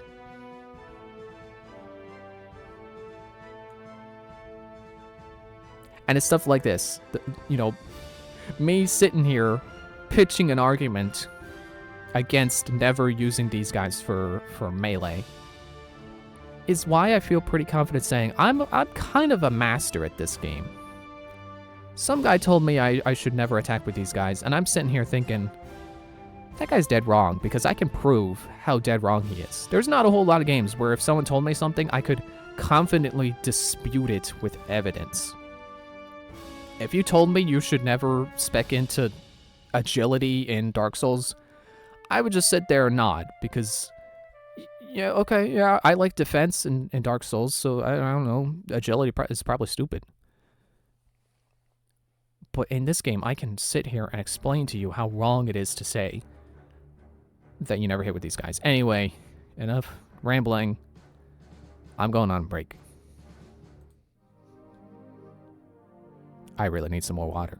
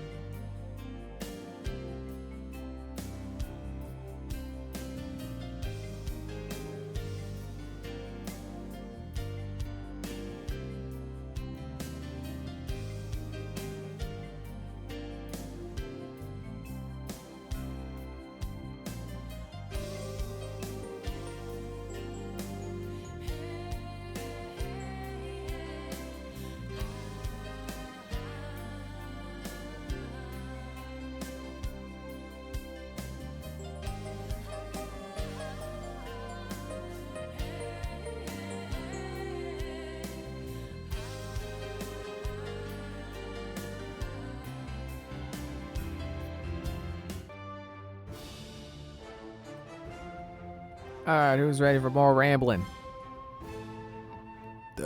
Excuse me. So let's see, who do I want to pick this time? I definitely want to go with Crux, because that's another one of my favorite heroes. Excuse me.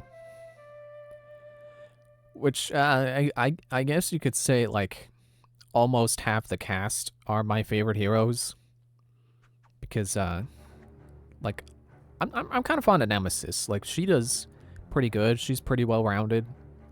You know, she's got more melee power than Tam, and not as much critical hit.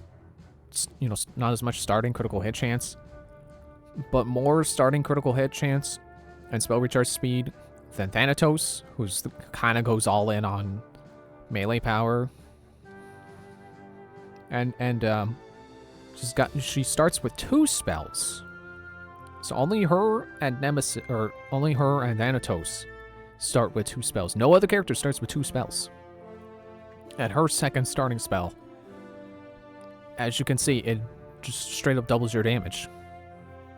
So that's really good for, you know, if you want to play her with Ketty and just be weird and, you know, like, oh, I'm gonna make Ketty do a lot of damage in this combo for no reason other than I can. So that's fun. She can make up for Rojo's middling attack power. You know, he's not very strong. Or you could go all in on damage on someone who already does a lot of damage. So she's pretty well rounded. She goes with a lot. She goes with everybody. She's like peanut butter. She goes with everything. Is that peanut butter? Do people say that about? Or is it chocolate? Chocolate goes with it. I don't know. Whatever goes with everything. Nemesis is like that. And then I like Ketty because she's got melee power. I like Crux. I like pretty stereotypical knights. He's kind of a little bit of a stereotypical knight with his armor and stuff. And I like Zakwas, who's got high attack power. So that's not everybody, I guess. Not the half, not literally half, I guess. Let's see, how many did I say? This is like 4 out of 1, 2, 3, 4, 5, 6, 7, 8, 9, 10, 11, 12. Okay, so it's like a third of the cast. Whatever. Who goes good with Crux? B.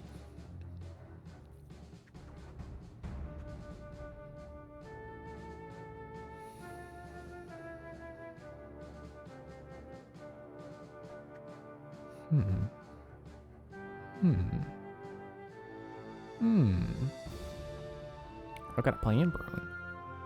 I've got ideas. So this Crux's special ability is that on spellcast, his next melee will deal wind damage. Wind is one of those elements where you have to apply it as the second element to get elemental bonuses. But it universally, or pretty universally, spreads things around. If you apply it to fire or poison, it'll spread it to whoever's behind the target, which is really good. I was going to talk about a time where I got it on enemies who had yet to spawn. That was lightning, but similar to that. Which how about I take a moment to talk about that? It's my birthday. I can talk about what I want within reason.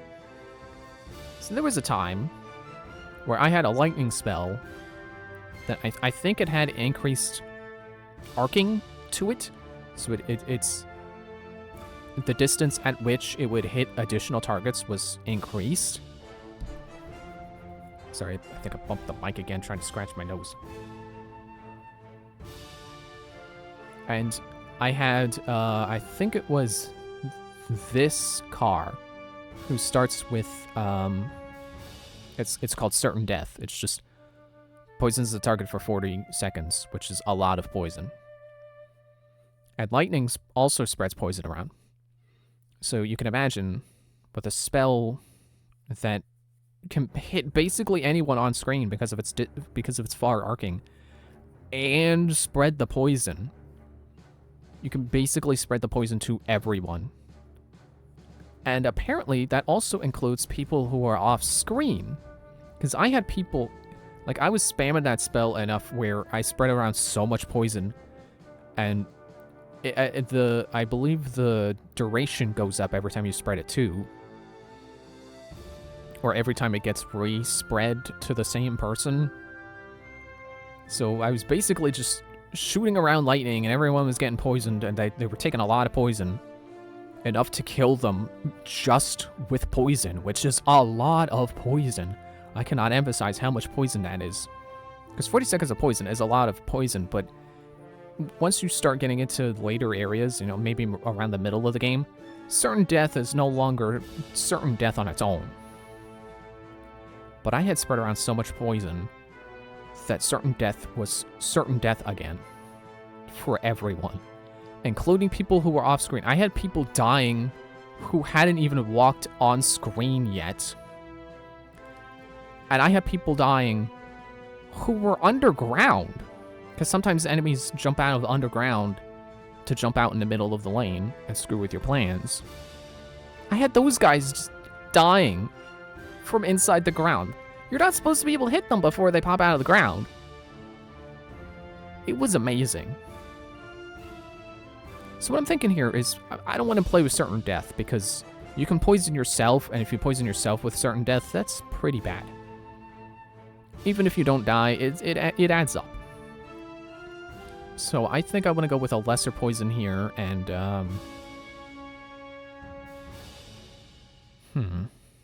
one of these two, I don't know.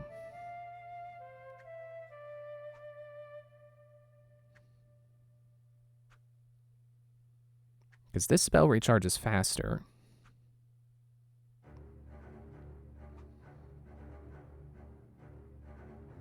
But this card deals more damage.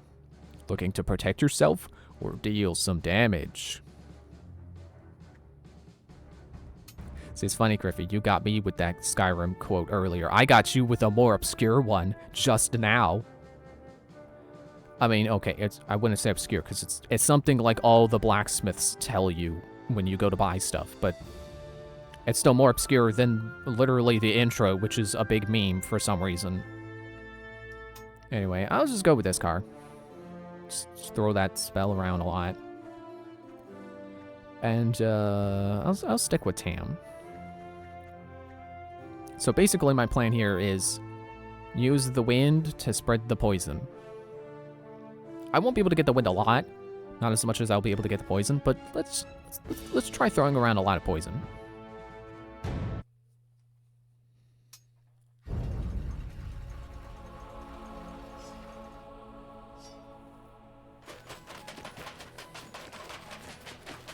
Welcome to the snowy forest. Let's start this epic quest then. Oh, this is an epic quest, Tam. You haven't seen epic quest mode. How about I show you epic quest mode? Remind me to show you epic quest mode before I end.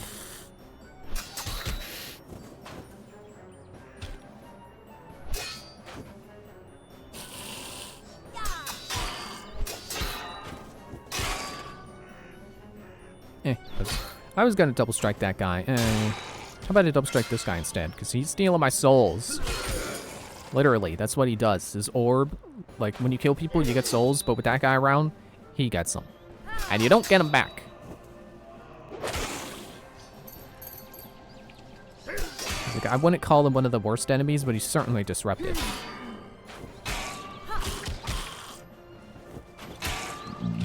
Excuse me.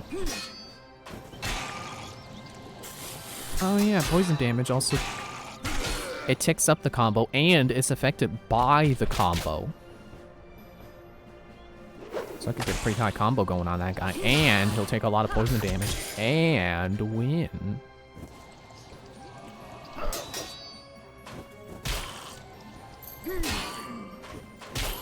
I'm sure I know what that quote is from. The and win. I don't quite remember.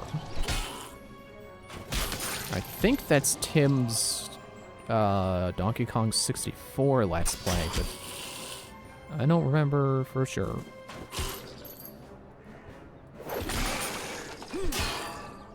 Hey, watch this. Never attack with him, they said. Here's another Skyrim quote for you. Go to the college, Das said. Use your smarts, he said. Like I'm supposed to figure out which college he meant.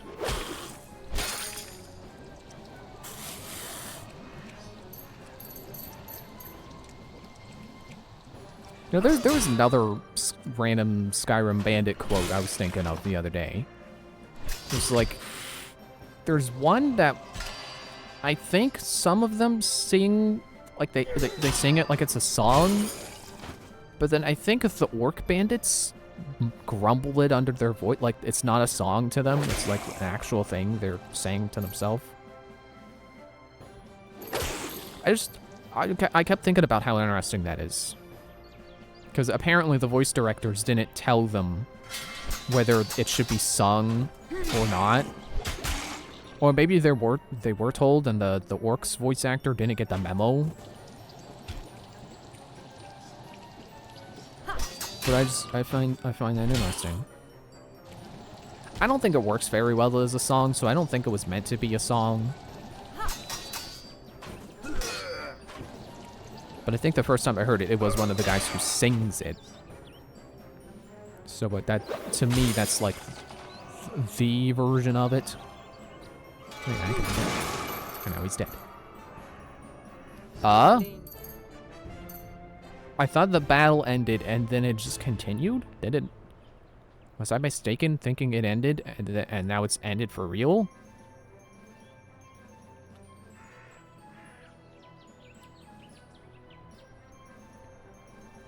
Okay. So that happened. Oh, does someone go live? Ooh, is it? Tim's playing Super Mario Advance? Oh man, I should go watch. Not right now though. I'm kind of in the. I don't know if you noticed. I'm in the middle of something. I can't just go watch him. Some snacks for the long road ahead, for the long journey ahead. Oh, that's Beatrix. Those are That's not candy. Don't eat those. 5% chance to deal. Now see, here's the thing. Okay, here's an item that's definitely best on a certain type of character. Anything that says on hit. Obviously, you want to give it to the person who hits more times, which by default is the person with X3 next to their attack symbol. So I'm gonna go ahead and buy that. Now, most guys I've seen just tell you critical hit chance goes on your 3-hit hero. And that's not really wrong. Because, you know, the rationale is, well, it's, you know, it's a 5% boost, but it basically becomes 15% if it's on someone who attacks 3 times every time. Oh, look at that. 93 and 53. Get him, car! But, so critical hits deal double damage, and they can attack through stamina. So even if you're breaking stamina on someone, which is that, you know, if they blocked it, you can see, there we go, critical hit, 66 HP through the defenses. He couldn't block it. So that's good. You know, it's good when you're going to break stamina and your guy crits and it goes through instead. So, you know, I'm certainly not against putting it on those characters. But again, you know, me sitting here like, oh, you know, I play this game a lot. I kind of know what I'm talking about here. Critical hit chance on your one-hit guy is also pretty fun. And it's something I would certainly recommend people trying from time to time. Maybe not all the time. Like, you know, if you got Tam, she should probably get the critical hit chance unless the item has a secondary effect that's better on your one-hit hero. But considering that it's double damage, and like I said, double damage for Tam is, you know, doubling one hit is only 1/3 of for attack power. It's a 1/3 boost. But for your one-hit hero, that's you know, it's 2 times. I feel stupid having pointed that out now. Yes, critical hits, which double your damage, doubles the damage output of your 2-hit hero, or your 1-hit hero.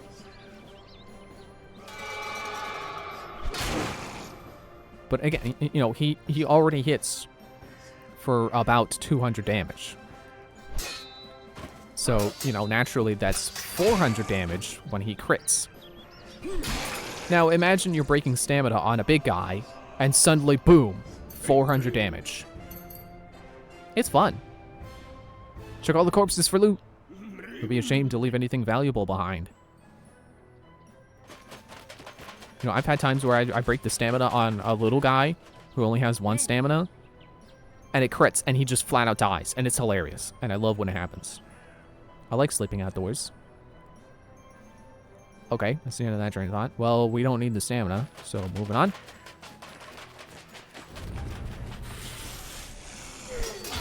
Boop. You know what? Sure. Let's do that.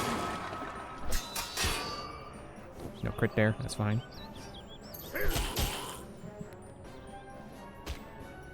Hitting pretty low there. That's also fine. You know, doesn't always have to be hitting high just because I use that spell. It's a party-wide buff no matter what, so I'm not too concerned with Carl getting in on the action there. I should have thrown out poison more. Guess I can do that because I've got Carl.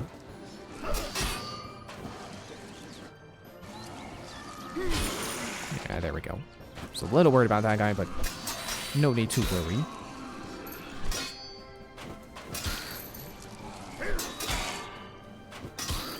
That guy's definitely dying. And this guy's got 220, so... Oh, okay, never mind. Got him with the combo. And that guy can poison and die. And he's dead. That guy has a way.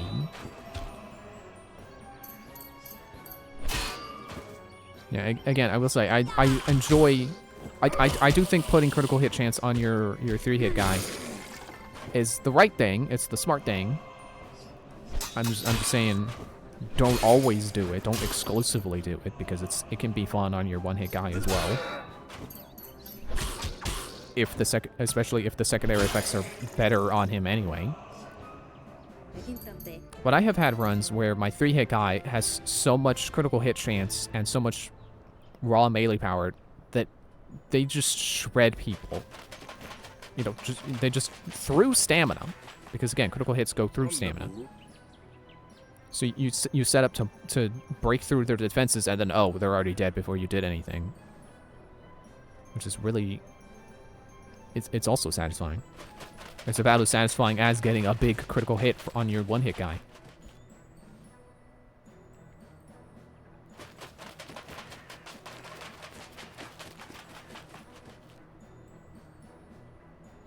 Ooh, fire.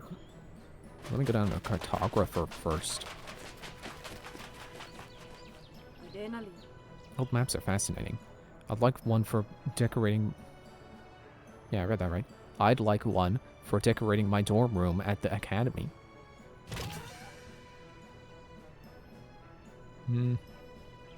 Might as well. You think the twins are going to share a dorm room, or do you think because they're royalty they'll each get their own room?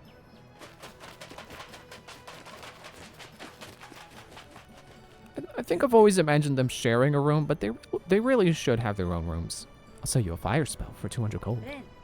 Greetings, Firemancer. That's the end of that conversation.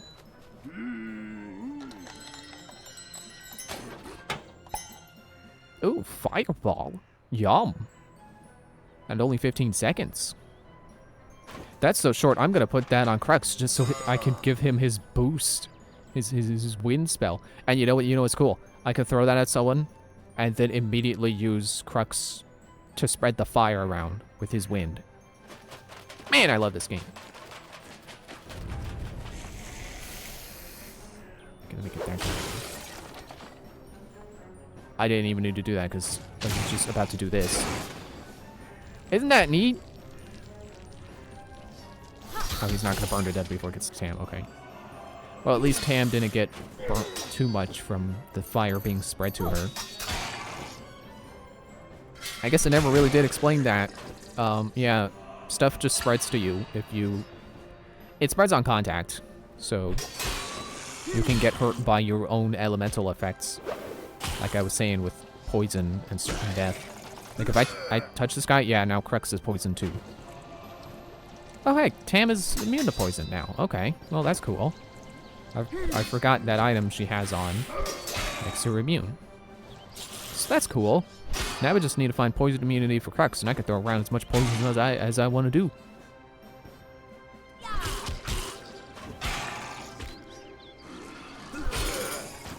Now, a good way to keep the combo going on someone is waiting for the next person you plan to send out to be halfway charged before you send out the guy you mean to send out right now.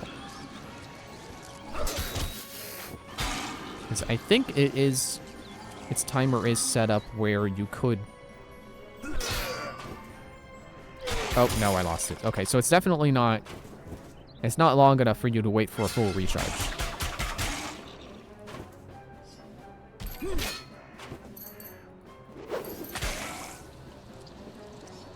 Kill the plant. Kill the plant. Kill the plant. Yeah. I'm gonna wait for the poison to go away so I don't poison Crux.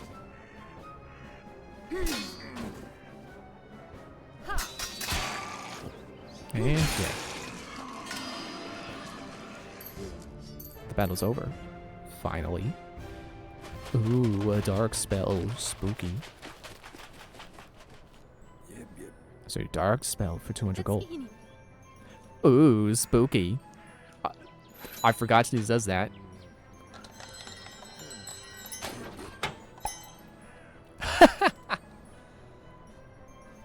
Dark Fireball. So now I can activate Crux's Wind whenever I want and just sling fire around everywhere. So that's fun. Did I mention I love this game? Because I love this game.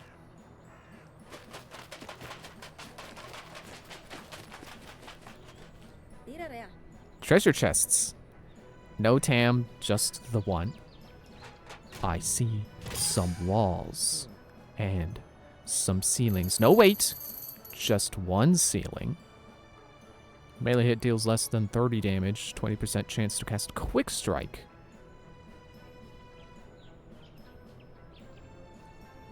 I forget what that does, but that sounds like a Tam thing. She's not usually gonna hit for more than... Actually, no, she's 25. Okay, so if I give her any melee power, that item is no longer gonna activate a special effect and will just be for spell damage. I should have thought about that a little bit longer before I put that on someone. Look at the assassin again. Assassino! I still gotta... I gotta play the Assassin's Creed games. I gotta finish all the ones I've played.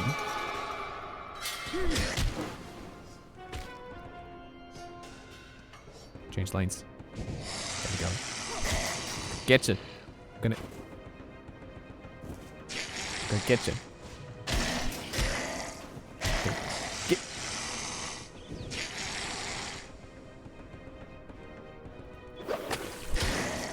Oh, I forgot he's immune to poison. I got you. Get you. Gotta get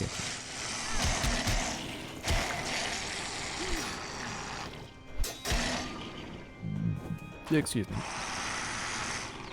Get out of the way, clone. Double kill. We win. The great monster was slain. My throat's starting to hurt, so I should probably end soon. Welcome to the volcanic plateau. Worried it might be running out of travel reading already. That's pretty concerning. You know, it's only World 2 of 8. So she does need a lot more travel reading than that. I had a time where I got to one of the final areas and she said that, and it's like, Beatrix, we're almost there. You shouldn't be worried about running out of travel reading. We're almost there. Guess we'll go up around this loop here.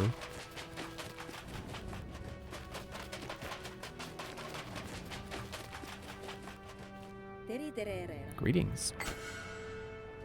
Throwing knife. Oh yeah, there's that item that was like, oh, that's not a rare item when it showed up in the gambler.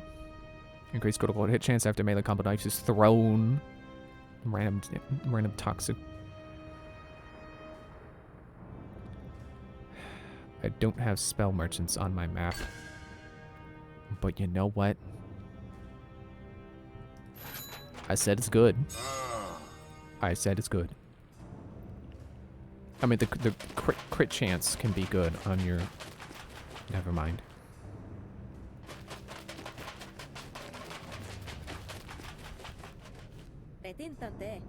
Greetings.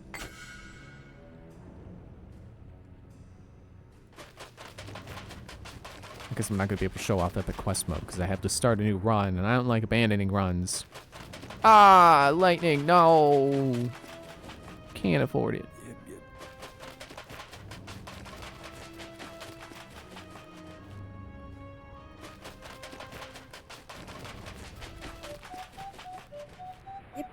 Hey, look, it's the Bunks Pants again. If I had $1 for every item I saw in the last run that is showing up on this run, I'd have $2. Which isn't a lot, but isn't it funny it's happened twice?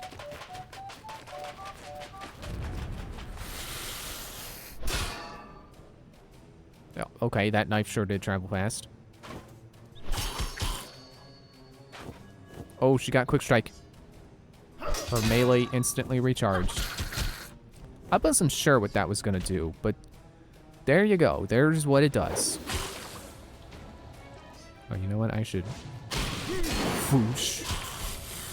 That did not spread as much fire as I would have liked. Well, how about this? Whoosh. Still not a lot. Dude, I was gonna hammer him. I hammered him anyway, but it wasn't as good. You stop. See, look at that. That's exactly what I was talking about before. You gotta break his stamina and the boom, he's dead.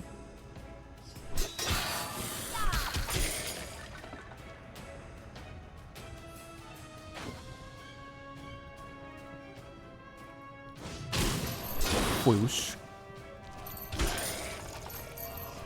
I got to back up. No, you don't. You know, I'll use Car's spell. Bloop.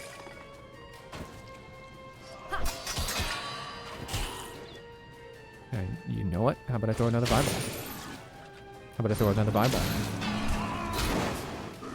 Oh. I just instantly set off all the poison damage Crux had with the fire. Which is the elemental effect of fire on poison, is that it makes the poison happen all at once.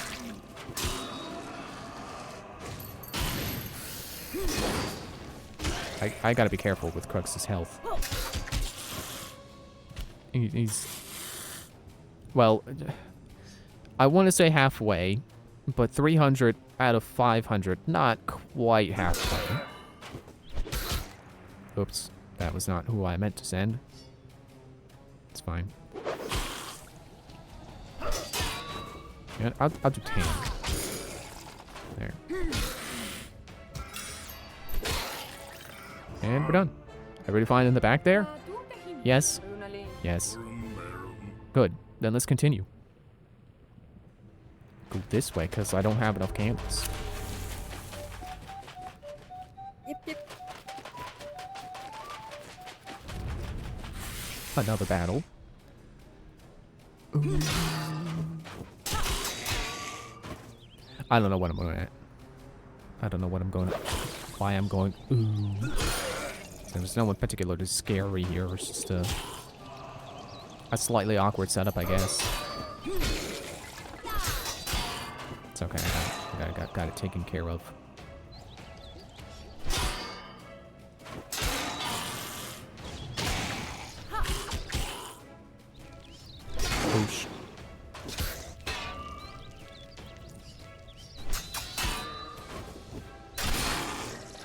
hoping that guy would die.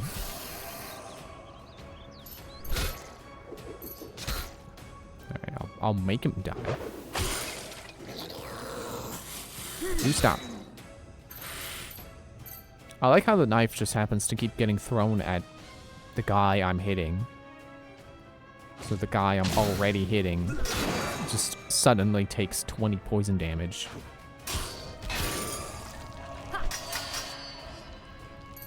Oh, there we go. I could throw a fireball at that guy.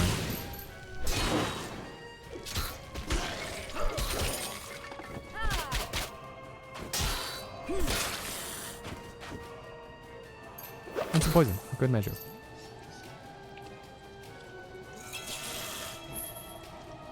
No. No. You're not allowed. It's illegal. And you're going to jail.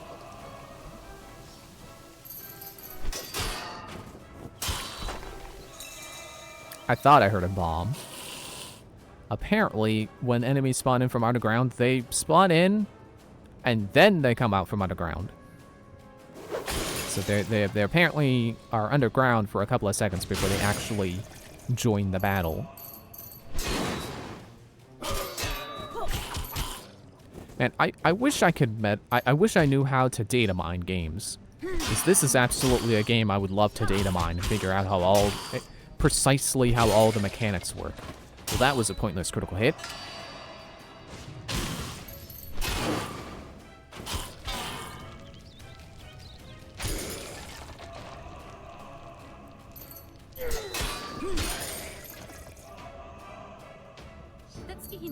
Can we have another battle soon? Maybe. Hey, got 2 candles back. Got a water spell. Greetings, hardworking magic water salesperson.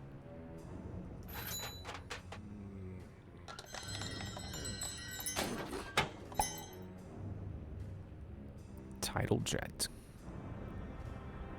Well, Tam does have increased spell damage, I believe. So now that 50 to 60 is getting a 20% boost.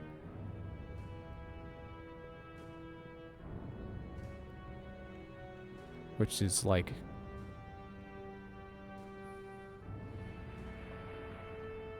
Hang on. Okay, let me... 20% boost. Okay. I'm gonna pull up a calculator. Calculator. 50 plus 20. Where's the percent button?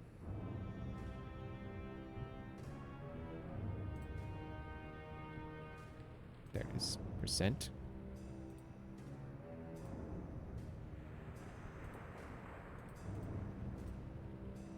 Okay, so 10 to 12. That's pretty cool.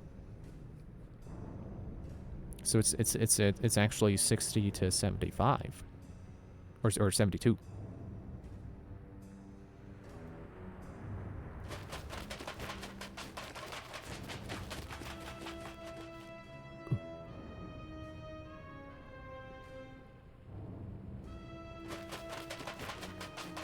Locked chests have a pretty good chance of dropping keys. So if I'm lucky, and this has happened before, I can get a key to open all of these chests off of one key. Ladies, here you see treasure chests. We adventurers use them to finance our quests. Yeah, no keys, but at least I got balls of steel. And this is another item where, you know, plus 10 melee damage. People say, you know, all the guides say, give that to your 3-hit hero, because it's basically plus 30. But there's a 5% damage bonus per enemy in a lane, which they say percent bonuses are not good on your 3-hit hero, because their damage is small, just it multiplied. So this is a case where you have to read the secondary ability and not just immediately go, oh, plus 10, oh, look, on your 3-hit hero. It's unfortunate that I didn't get any more keys there, but oh well. Maybe I'll get one from one of these and I'll be able to open the 3rd chest here. Treasure chests. Yes. No key. You don't have to sit around and wait for the gold to fully be collected. You can just run. I'm pretty sure it automatically collects it for you. Pretty sure. I'm gonna throw some poison at him. Dude, you can't bubble. I was about to hit you. Why does that keep happening? Keeps throwing the knife at the guy I'm attacking. It's not supposed to do that. It's not supposed to go at an angle.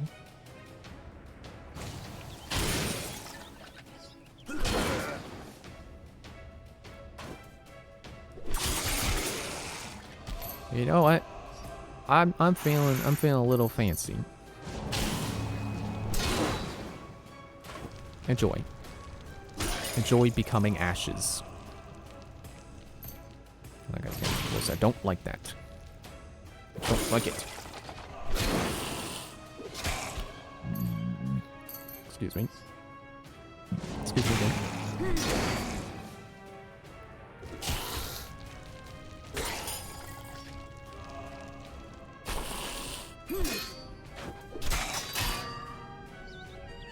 That guy with the lance, he's got extra reach because he's got a lance. He fused a stick with a blade and now he has a lance. Try to slow him down with the poison. Okay, good. Except now there's another guy coming in. Never mind, he's dead. Okay, that guy woke up. That's not good.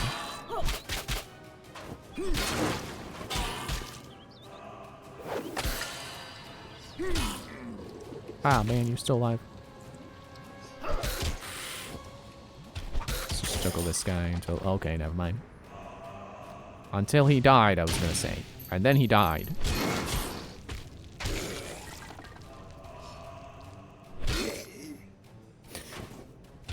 At least that time it made sense that I threw it at that guy, because it was the only option. Another wasted crit. Victory is ours.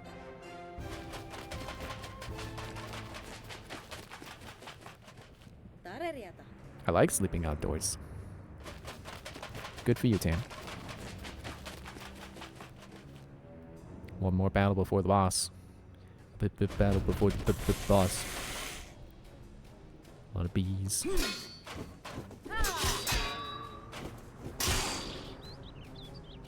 Gonna kiss so the people in the lane get hurt again. The combos. Keep the combos going. I'm really not that good at keeping combos up. That's one of the things I haven't really mastered yet. Keeping combos going. I'm theory crafting it. You know, trying to figure out the strategy for oh, never mind, he's dead. Yeah, I'm trying to figure out the strategy for it. Trying to figure out the idea of it. How to do it.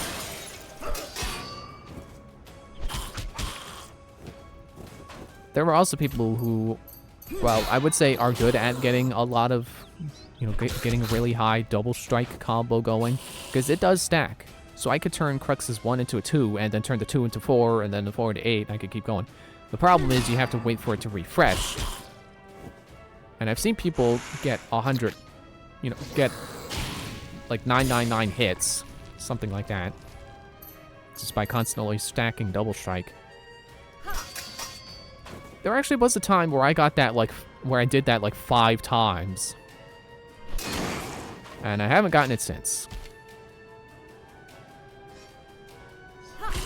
And it was really only in one particular battle. Ooh, I got the quick strike. Because there is a boss fight where there's one really big, really slow guy. And if you just, if you keep freezing him, you can build up the maximum amount of hits with double strike. But I'm pretty sure there are, oh look, I can demonstrate. I'm pretty sure there are people who have done that in other boss fights. They're all dead. Can we continue now? So, you know, that's something I'm not as good at.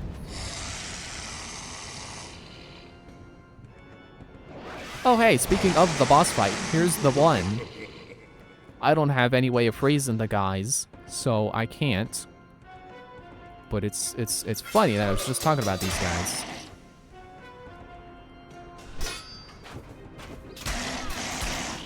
Try to get this guy. His stamina broken. And then we'll just juggle him. We'll just keep him stunned while we attack his brother. Nice, the 400 crit.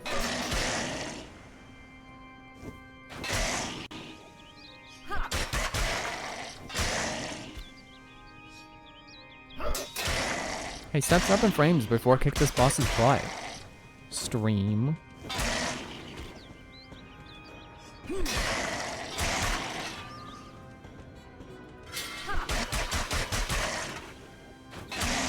And now he's got no stamina left.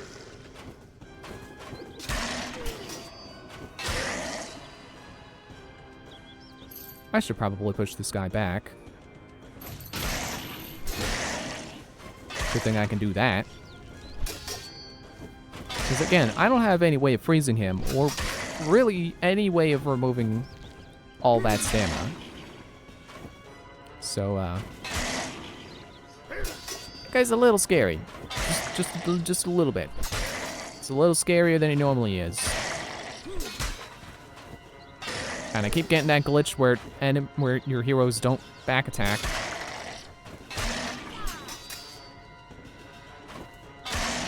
Okay, I need you to back up so I can start. I can go back to back striking that guy. Back strike, back attack. I forget which of those is official. One of them is official, I think.